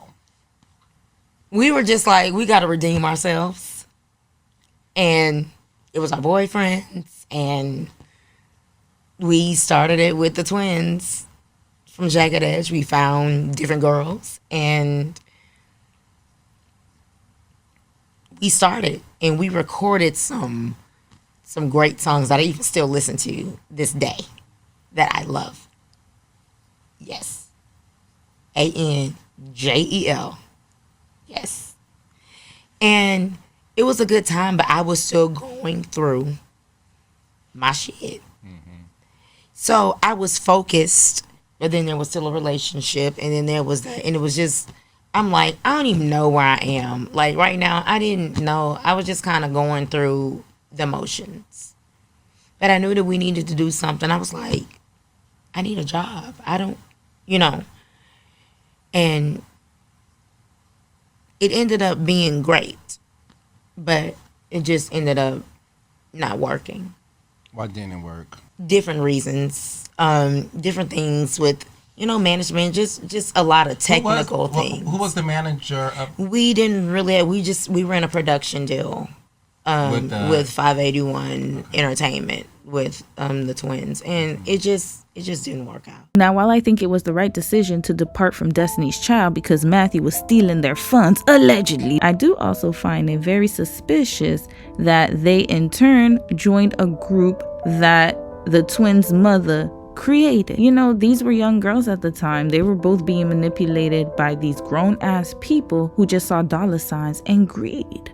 So let's read more about this group from Latoyapedia. Yeah, she has her own fan page, yo. Angel was an R&B group consisting of former Destiny's Child members Latoya Luckett and Latavia Roberson, with Tiffany Baudouin and Natty Quiones. The group recorded 22 songs in Atlanta with the assistance of Jagged Edge for an album Heavenly in 2003. Jagged Edge's production company 581 Productions fell through and Angel split in 2003. After the split, members went their separate ways. Ex-members of Destiny's Child are still continuing in the industry. They're still great. But that means that they do want to continue also. So how do you talk about, there's one thing continuing, but how come it couldn't continue in the same setup? For the same reason that people that get a divorce can't continue being married. In the same household. I mean, once it's over, it's over. You don't wish anything bad on somebody that your relationship didn't work out with. We wish them the very best, and hopefully they'll have just as much success as we will and we've had. So that's the past. We've settled with them.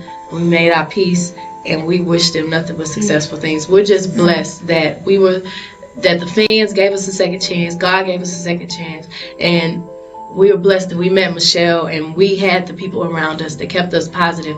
Usually groups they have to make a change. But Destiny's Child, we're at 1.5 million. Now we've sold 12 since the change. So, I mean, that speaks for itself. Everything happens for a reason. I think so too. Latoya and Latavia's new group is called Angel. If they ever came and said, would we be able to open, do the first part of your tour, would you accept or not?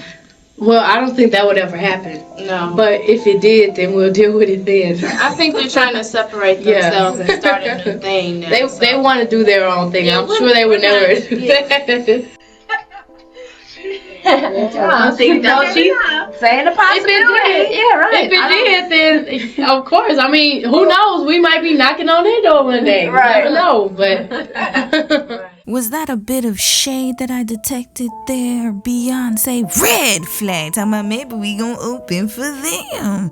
You knew damn well that group wasn't gonna last, but that's okay. Beyonce was not beating the Mean Girl allegations at all. She definitely had a chip on her shoulder, and I think it came from her father. Those expectations that he put on her, it was quite heavy for a teenager / young adult to deal with. I could see a young woman who was not only trying to find herself but also had the pressure of holding her family down because her father literally worked her to the bone. This is another level of pimping, y'all. I mean, this happens all the time where there are men out there, especially fathers, husbands, boyfriends, who will use the labor of women to make themselves successful. We see it every day in the music business. We see it every day on OnlyFans.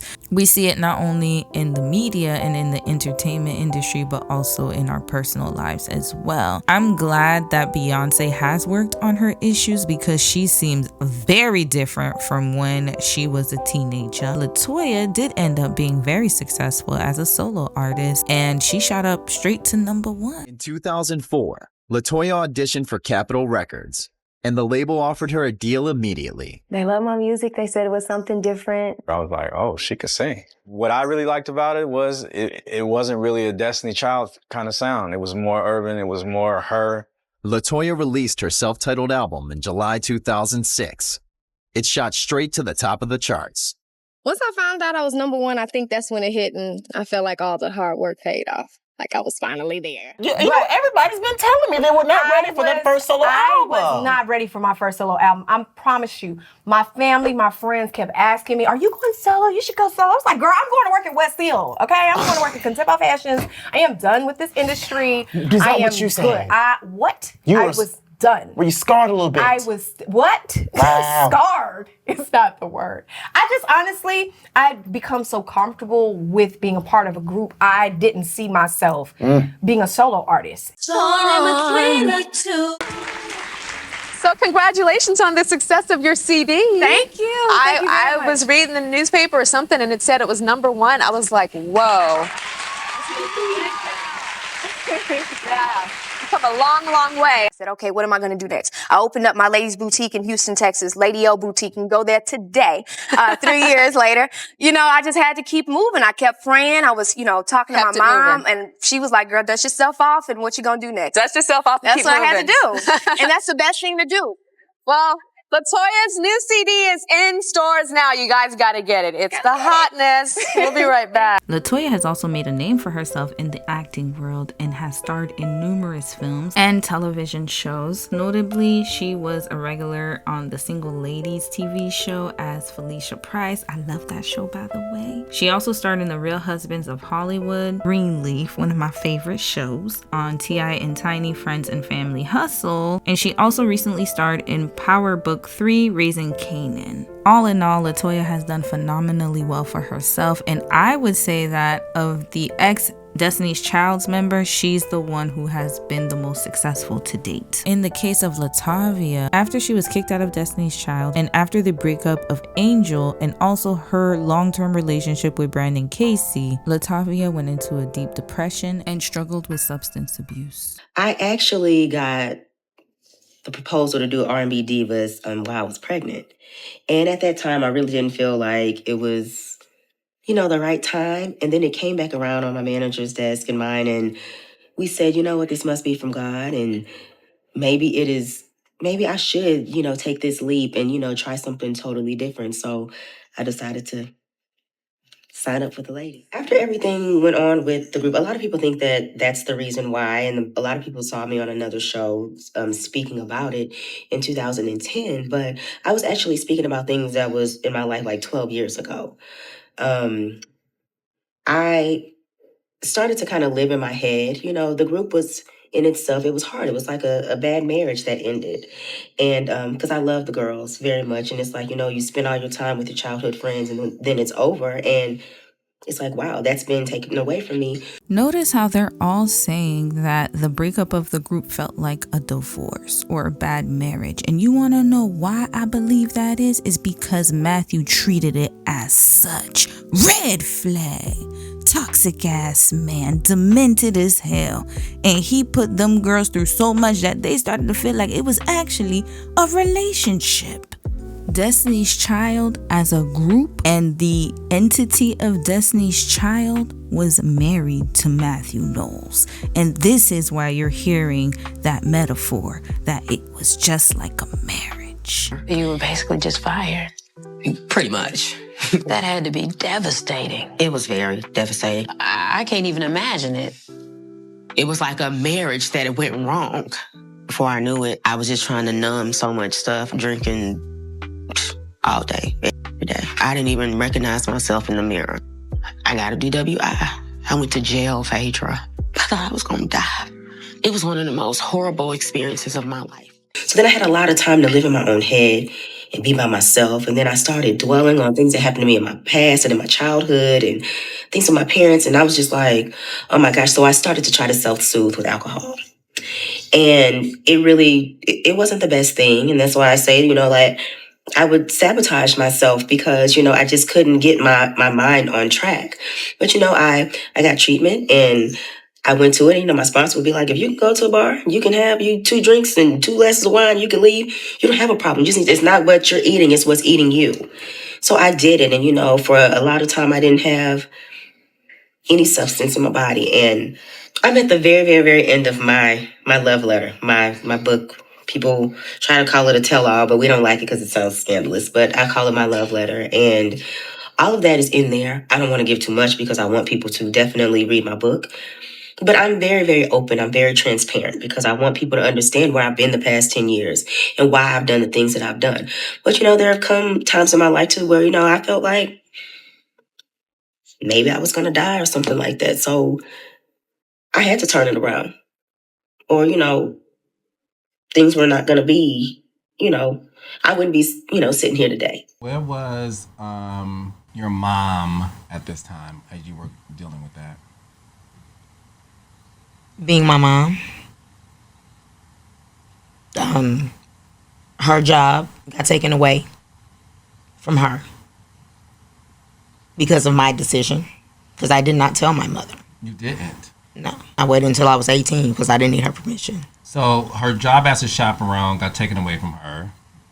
And did she ever blame you?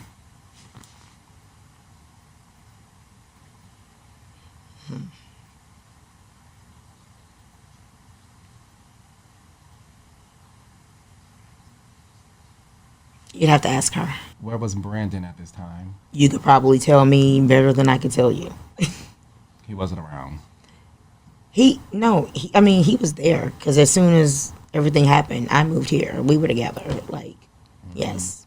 He was definitely a support system for me during that time. After the group, it just made me realize how much my dad wasn't in my life. My parents got divorced when I was 3. There's another pattern that I've noticed. One thing to note with the original members of Destiny's Child is that 3 of the members had absent fathers who barely showed up in their lives. Latoya's father was practically absent. Kelly's father was nowhere to be found until 30 years later. And then you have Latavia, who said that once her parents got divorced, she barely saw her father too. Red flag, where were the daddies? Maybe you didn't have the capacity. Maybe that's just the best that you could offer based on what you learned in your life experiences at that point, at the age of 24, 32, however old you were at the time. Let me say this to you. Oprah and a psychiatrist wrote a book that we read. I was impacted by this book because the book is about when people are the way they are and you criticize them on the way they are. This book talked about, let's go back to what happened. Mm-hmm. And then that'll tell you why they make the decisions they make, why they carry on like this. How old That's were you why when you met your dad? Oh, wow. You want to go there? 25. I didn't know he existed. I met my dad because her mother on a Monday, I was getting ready to go to work. I was laying down or whatever. I'll never forget. I was looking up at her, and she said, "Tonight you're meeting your dad. Your dad." That's my mom. And found out my dad lived 15 minutes from my house. You don't tell that story, do you? No, we don't have to go No, in, but it has a lot to do with the way that you showed up as a father. You didn't meet your father until you became a father. The educational system teaches you math and English and all that, but a parent teaches you how to lead and be a parent.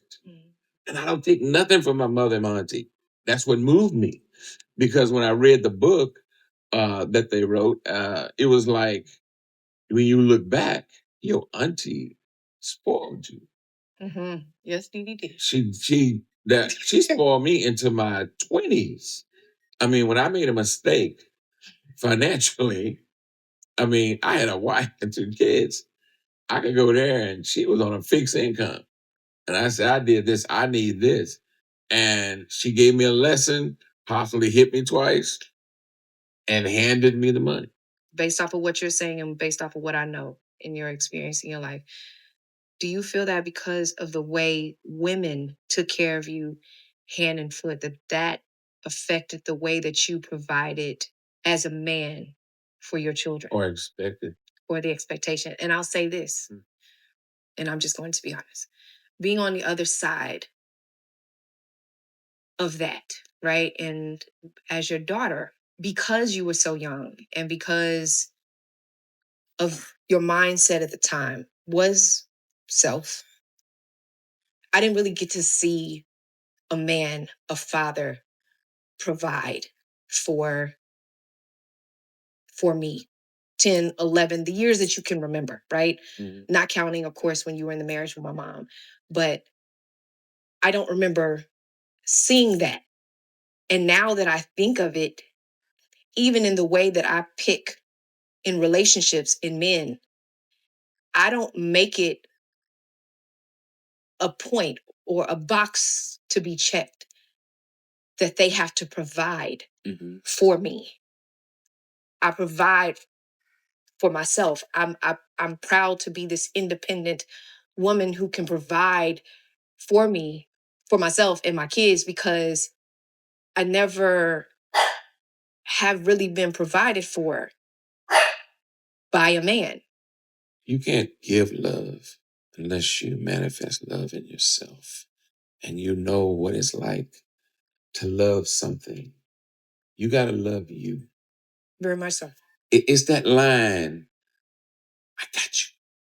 And I never felt like... That's what you never felt. I never felt like someone in the male space. I can say that I've never felt like a man fully had me. Yeah. I've never that's supposed been able to be his role. It's like sometimes God says, I'll take over. Red flag. What is you talking about? I don't know if you're a pastor, Mr. Latoya's father, but you are acting as if it's not your fault that she has all of these conflicting feelings coming up. So you are similar to Kelly's deadbeat ass daddy. Let me say something real quick, and I'm about to go on a tangent. It is very telling to me. Latoya and Kelly have a lot of forgiveness and grace to give to their dads. Latavia didn't mention it too much, but I don't. I'm going to say something right here, and we're going to make it very clear. They know how to pursue women. These men know how to get side chicks galore. They know how to find mistresses. They know how to get women to love them and to be in love with them. All of that effort that they put into that, trust and believe me, they could do even more to trying to be a good parent, but they don't care about that. It is okay to forgive your parent. Don't get me wrong.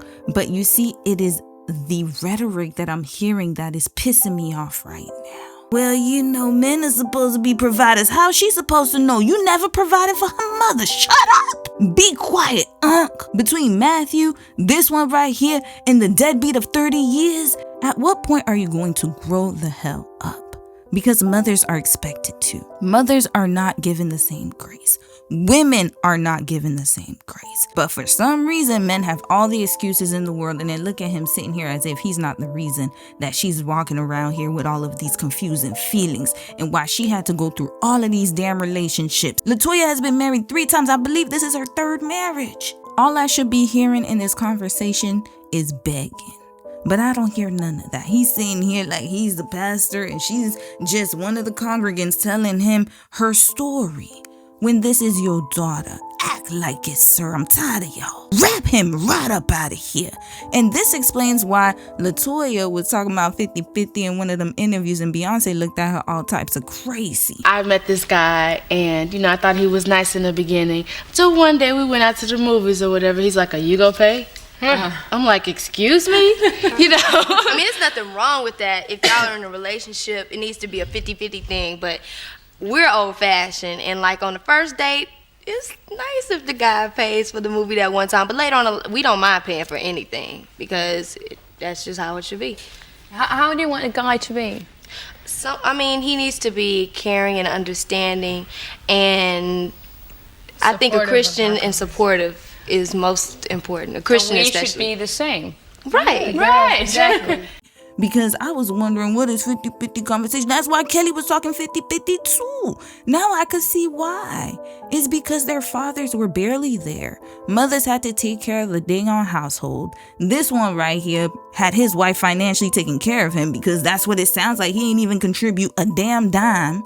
And then he's absent on top of that. The least you could do if you're broke is be there for your child. But nope, you couldn't even bother to do that. Now, although I do empathize with him meeting his dad at 25 years old, I still do not give that is still not an excuse. I am so sorry. Because at a certain point, you just gotta want to do better for your kid. And you putting your kid through that experience just lets me know you lack the empathy, because there's no way that you could go through something and want someone to go through the same thing if it's something that negatively impacted you. I don't care what nobody says. You wouldn't do it. You just didn't want to do it. And we have to own up and be real about it. You probably didn't know how to do it, and instead of asking for help, you rather just stay there and let your auntie keep enabling you like a damn child. Red flag. And on a side note, Beyonce mentioned 50-50 relationships and independent women. You know what? Throw all these damn daddies away. Wrap them all up out of here. Roll up out of here. Pack them right up into the abyss where they belong. Now, Matthew, you keep your ass right here, because we're going to drag you all through these damn parts of the case study. Next! Oh, like Jesus, I've been told that I am the bitter one of the group for so long, and I don't understand why. They say that about you? Yeah. They say I'm a bitter one because I haven't recorded an album. What do I have to be bitter about? I'm a part of history. Now, as for Farah, her music career didn't really pan out the way she thought it would. And she also ran into some trouble in 2016 when she was detained by the police on charges of public intoxication and marijuana possession.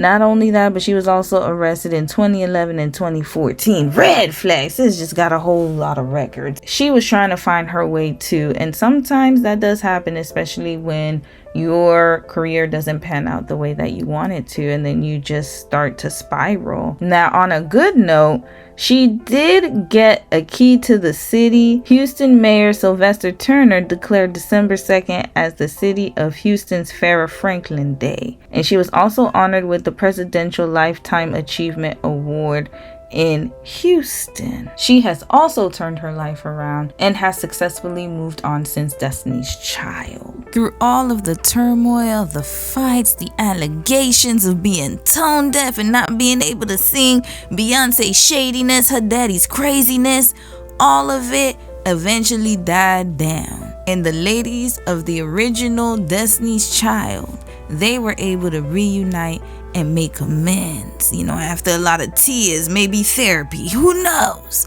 But either way, they are all good now. They are all friends. They all support each other. Matter of fact, Michelle and Latoya are very close friends. So are Kelly and Latoya as well. I brought my best friend back over here. You saw her on episode 2, Miss Latoya Luckett, and she has brought me one of her close personal friends, Miss Kelly Rowland. Latavia, she's kind of in the mix here and there, but she's always lending her support. They all attended Beyonce's Renaissance concert and had a mini Destiny's Child reunion. Now, what is in the cards for the future with all of them, we do not know, because Matthew owns the rights to the name. And as you know, they don't want to deal with Matthew no more. We got to get to that too. We haven't gotten there yet. It's very heartwarming to see that they could let bygones be bygones, forgive, and move forward. You trifling, good for nothing type of brother. You be saying no, no, no, no, no, but it's really yeah, yeah, yeah, yeah, yeah. Hark on the bells, sweet silver bells, all seem to say, don't care away. Ding dong, ding dong, ding dong, ding dong. But now, I'm found. What you say, girl? But now, I'm found. Was blind, but now I see.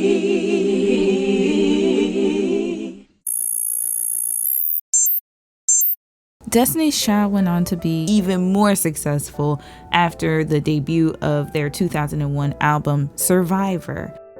When I wrote the songs, I wrote the first verse for Kelly, the second verse for me, the third verse for Michelle. Usually you get in the studio, they already have their song in their head before they even know you. They won't spend hours and hours with you when there's somebody else in the group that could do it faster. They'll just put whoever, delivers what is in their head in the studio. With me, I wrote the songs for us. Survivor had songs like Independent Women, Bootylicious, Emotions. Their album Survivor catapulted to the top of the charts. The group also released a Christmas album titled The 8 Days of Christmas. And they also lended their vocals to the Proud Family theme song, Solange as the lead singer.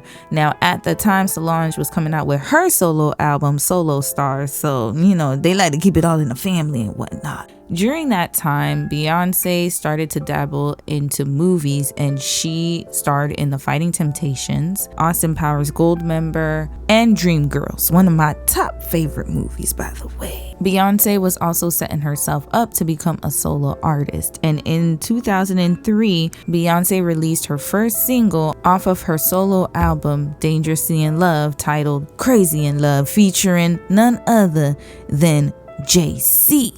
You only have to say her name, Beyoncé, to recognize she's one of the biggest talents around as the sultry lead singer of Destiny's Child or the sexy sidekick to Austin Powers. Well, now it seems she's destined for superstardom as she flies solo for the very first time. Her new release is already a smash success, a soulful record that, like Beyoncé herself, is laced with grace notes. Yeah, the gumbo, the rice, and the banana pudding. That's my family Creole recipe. Really? This is good. So this is why she decided to sell gumbo at the Texas Rodeo as of late. Here we go. That's the original gumbo recipe.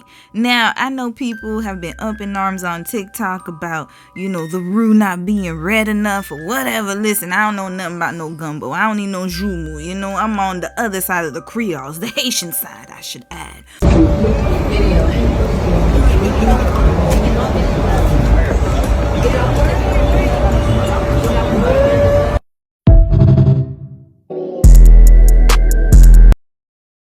I don't care how hungry I is. You really think I would take my money and go give it to Lugau to go eat from her? You really think I would voluntarily eat from a Lugau? Gumbo stinks. Justy. Justy. Y'all come. Yeah. Listen to her. Yeah. You coming to the Houston Rodeo, you for sure need to stop by Mama Tina's Gumbo. She got a seafood option and a non-seafood option. So here we're just preparing the spoon. Thank you, Mama Tina. And look at what she says. Some of that rice from the bottom. You gotta get some of that rice from the bottom. So here I go scooping it up and listen to me. Ooh. Y'all, I was salivating over this daggone gumbo. Still is today. Oh, the seasoning. Listen, I don't know about y'all, but Miss Tina's face is not giving me something that I could be reassured about. And I'm gonna have to side with the girl in the first video, because in case you guys do not know, Lugaus are very, very, very prominent in Haitian culture and folklore. I honestly believe in Lugaus. And being that Miss Tina is from Louisiana and is of a French Creole background, I know for sure she knows about what we talking about. Best believe she knows what a lugau is. Yeah, so went to the doctor today. They gave me this. I have to poop in here. Then I have to use this scooper that's inside of that one, scoop it in there. I have to put this in the freezer. Then I have to put the poop, the diarrhea, in these tubes. Well, this is 8 different tubes that I have to fill up with shit. They also drew my blood. Okay. They drew my blood to make sure. They basically tested me for everything. So whatever it is that made me sick, we're going to find it out ASAP. They told me it could take a week for the labs to come back. I've already put in the request for the official report, the official inspector report from the health department. Since people are saying, oh, that's not the health department that texts me, it is. Why would I get on the internet to just lie about some shit? If it was just nasty, I would have said that. Red flag. Okay, we're gonna revisit this story when we get to the Tina Knowles part. But for now, let's enjoy the gumbo that Miss Tina made for not only her family and them, but also for Miss Katie Couric. Good eating. In the category of really tough gigs, Sunday brunch with Beyoncé would definitely not qualify. Do you like spicy food? I do. I love spicy food. Because I tried to make it not as spicy because I wasn't sure. You thought I might be a wimp?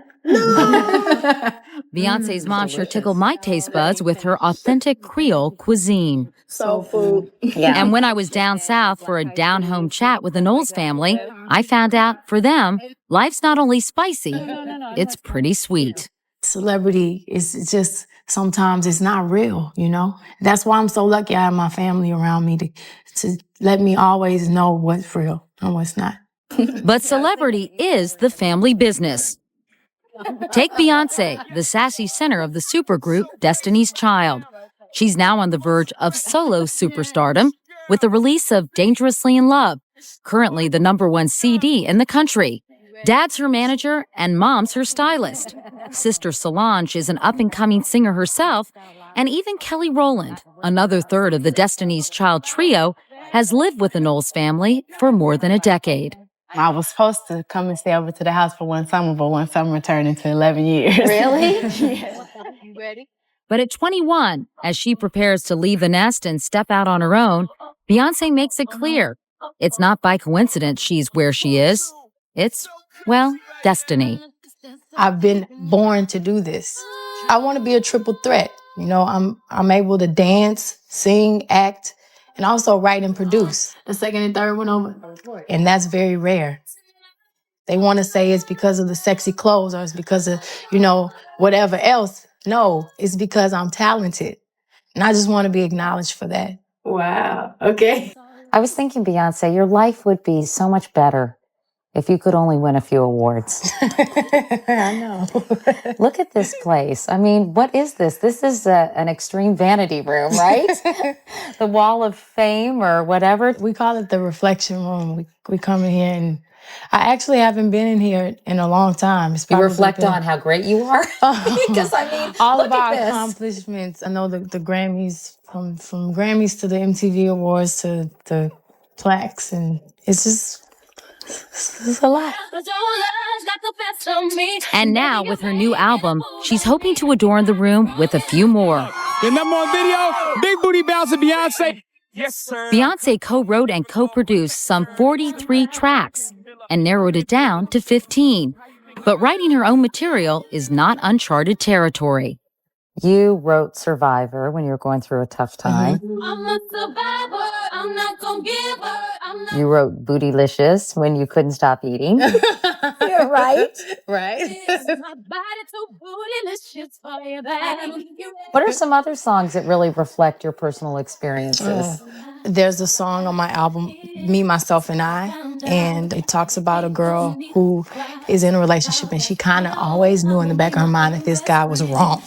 And it's kind of like a celebration of the breakup because she knows that her instincts will never disappoint her. So who was that about? Well, that was about a time in my life when I was with a guy that was wrong. Destiny's Child, they took a bit of hiatus while Beyonce was getting her solo career off the ground, and eventually they reunited 3 years later for what would be their final album, Destiny Fulfilled. 3 years ago, she split with the group that brought her enormous success, Destiny's Child.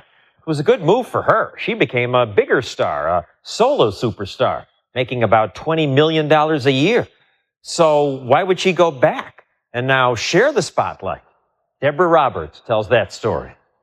All women independent. Call them independent women I'm a survivor. I'm not gonna give or survivors I don't think you're ready for this yet. or an R&B phenomenon. Destiny's Child is back.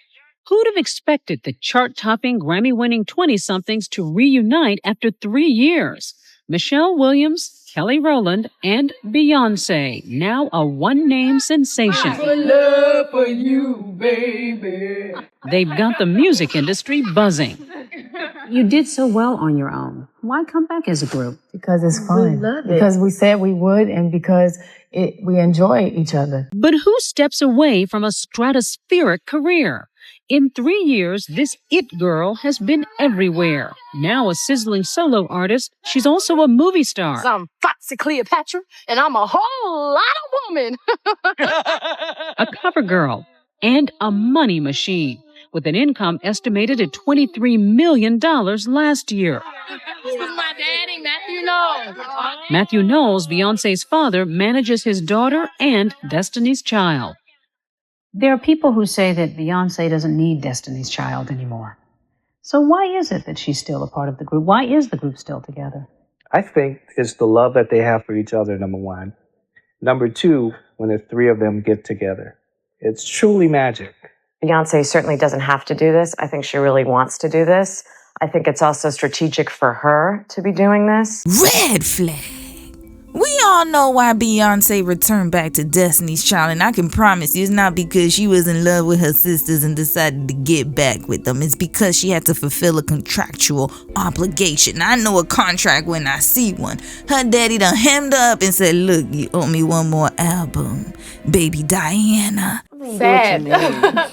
we like to say that it's the end of a chapter in our lives.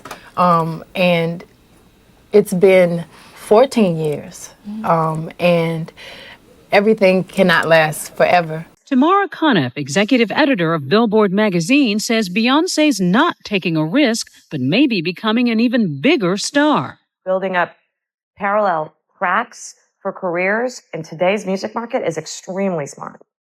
With a new megastar in their midst, the hottest-selling female group of all time is trying to reclaim their top spot. They allowed 2020 a rare behind-the-scenes glimpse as they prepped for their new tour. At Chicago's House of Blues, a run-through just before a gig sponsored by Pepsi. Being together, they say, is like slipping into an old comfy shoe. Or in their case, make that a stiletto. Backstage, with just minutes to go, the girls get their final touches of glamour. You guys still get them? Jitters? Do you? I get them. I'm nervous still, like, oh gosh, I'll make sure I get my steps right. I'll make sure I know all the hits. Now, what about the three of you guys together? What's it like? Love that. I'm going to really love it. Finally, showtime. I'm cool right now, but wait until I put that suit on and we walk down to the stage. We ready? Hit me! Why do you think you've been able to hold together in spite of the turmoil, Beyoncé? I think that all the turmoil and every challenge you have in your life is all for a reason. And if we wouldn't have been through the turmoil, we wouldn't have found Michelle. Beyoncé's mom, Tina, is the image maker. Now, most mothers are trying to keep their daughters away from sexy clothes, but yet you're designing them for your daughter. I think that they always look very classy and they always carry themselves as ladies, so I don't think that they're too sexy. Do you ever stop them if you think they are? If there's too much cleavage showing? Oh, yeah. Yeah? Yeah, we kind of go back and forth a little bit, but they know what works and what doesn't. Kelly and Michelle went on to have successful solo careers as well. As a matter of fact, Kelly not only became a solo artist, but she also became an actress in her own right, starring in movies like Freddie and Jason, and also most recently the Tyler Perry film Mea Culpa. She was also a judge on the X Factor UK version. Now, not only did she take a stab at judging, but she also tried to form her own girl group, Chasing Destiny. Now, we're not gonna get into that. I watched that show, y'all. And we're going to get into that when we get to Kelly Rowland's case study, because she did them girls dirty. And we will revisit June's diary and Chasing Destiny and Kelly Rowland's case study, because that is coming up as well. Michelle has also had a successful career in the gospel genre. Michelle also had a supporting role in the Broadway play The Color Purple, and also a lead role in the play Chicago. Michelle also starred on a reality show with her ex-White Chocolate King, Pastor Chad Johnson. I also watched that show as well. Oh Lord. Okay, I got a lot to say. We will park it for Michelle's case study. Maybe because of their strong bond, which has lasted during their years apart. Michelle has had a run on Broadway and recorded 2 gospel albums, while Kelly snagged movie roles and recorded her own CD. But neither has soared quite like Beyoncé. I don't think they're ever going to be superstars like Beyoncé, but they're going to have solid careers in the music business. It's like a marriage. You know how you need communication? You need love and loyalty and trust. What else, ladies? It's very few times that, you find that perfect person. That's really rare. So it's not easy, and it isn't like one thing that you can say. It just has to be natural. Right. And we don't have to force our friendship. Right. We just really enjoy each other. And it was always natural for us. Is it hard watching her with so much success? I mean, is there even like a little bit of jealousy? No, she's definitely somebody that you learn from. More the example of a leading lady. Yeah. Kelly will soon become the leading lady for Dallas Cowboy Roy Williams. Red flag. No, this spoiler alert, they did not make it down the aisle. We're definitely going to do another Destiny's Child member after the Beyonce case study ends. Y'all gonna let me know once I drop the poll, because it's between Destiny's Child and Escape. Y'all could duke it out. And now I'm gonna be a very handsome man's wife. And how about you, Beyonce? Marriage on the horizon? I don't get into all that. What she won't get into is her obvious romance with superstar rapper Jay-Z. We see all these photos of you and Jay-Z. Why don't you talk about it? Because ain't nobody business. Defending and supporting each other always. Let's go. So who could resist a dance lesson from these spirited, fun-loving girlfriends? Women who've discovered that they can survive alone or together. But these days, there's all kinds of speculation about whether she's found Mr. Right. Rumor has it, Beyonce's even bought a house on Millionaires Row in Miami with rapper Jay-Z. I just want to cut to the chase, It's all Beyonce. right. And I know you say, I don't talk about my personal life, because if I did, I wouldn't have one. But can't you just at least tell me if you have a boyfriend, for crying out loud? I'm not going to ask if he's a good kisser or, what you've done together, anything like that. But, I mean, are you dating anyone? You already know my answer, Kate. Oh, come on, Beyonce. Otherwise people are just going to speculate. They're going to be rumors. Why don't you just say I'm seeing somebody and I like him or whatever? Because it's and his name is Jay-Z. You're very good. She's very good, everyone. Apparently not good enough. She refused to dish about her love life. Now, way back in the day, way back, when the original Destiny's Child, they were touring around the country. Now, there's a lot of speculation as to when these two folks met. According to Beyonce, they met when she was 18 years old. There were photos that recently surfaced. It looks like one photo was taken on the set of Destiny's Child's video, No. They mention Sony when they talk about where you might go. That's obvious because Beyonce has a deal there. I know her. So, but How long have you known her? Wow, a long time. How long? 10 years? However long she's been recording. That's when I met her. Well, don't you remember how long it was? Yeah, when I met her. I mean, Was it 5 years ago? Was it? I met her 10 years ago. But did you say to yourself at that time, "Wow"? I see. Yeah, that's a fantastic talent. Was that what you said? Yeah. You saw talent before you saw anything because else. she was singing like a rapper. It was the first song with Wyclef, and she was singing really fast, and I was like, "Why is she singing so fast?" And how she? And then she was on key and everything. I was like, "Oh, that's a talented person." There was another picture that resurfaced where it shows Jay-Z at the Primetime 21 Club in North Dallas on January 31st, 1998. 28-year-old Jay-Z watching 16-year-old Beyonce and Destiny's Child during their first live performance in the city. Red flag! First of all, what was she doing or they doing performing at a nightclub as underage girls? And number two, what the hell was Jay-Z doing watching them? Stay tuned for part 5 of this case study.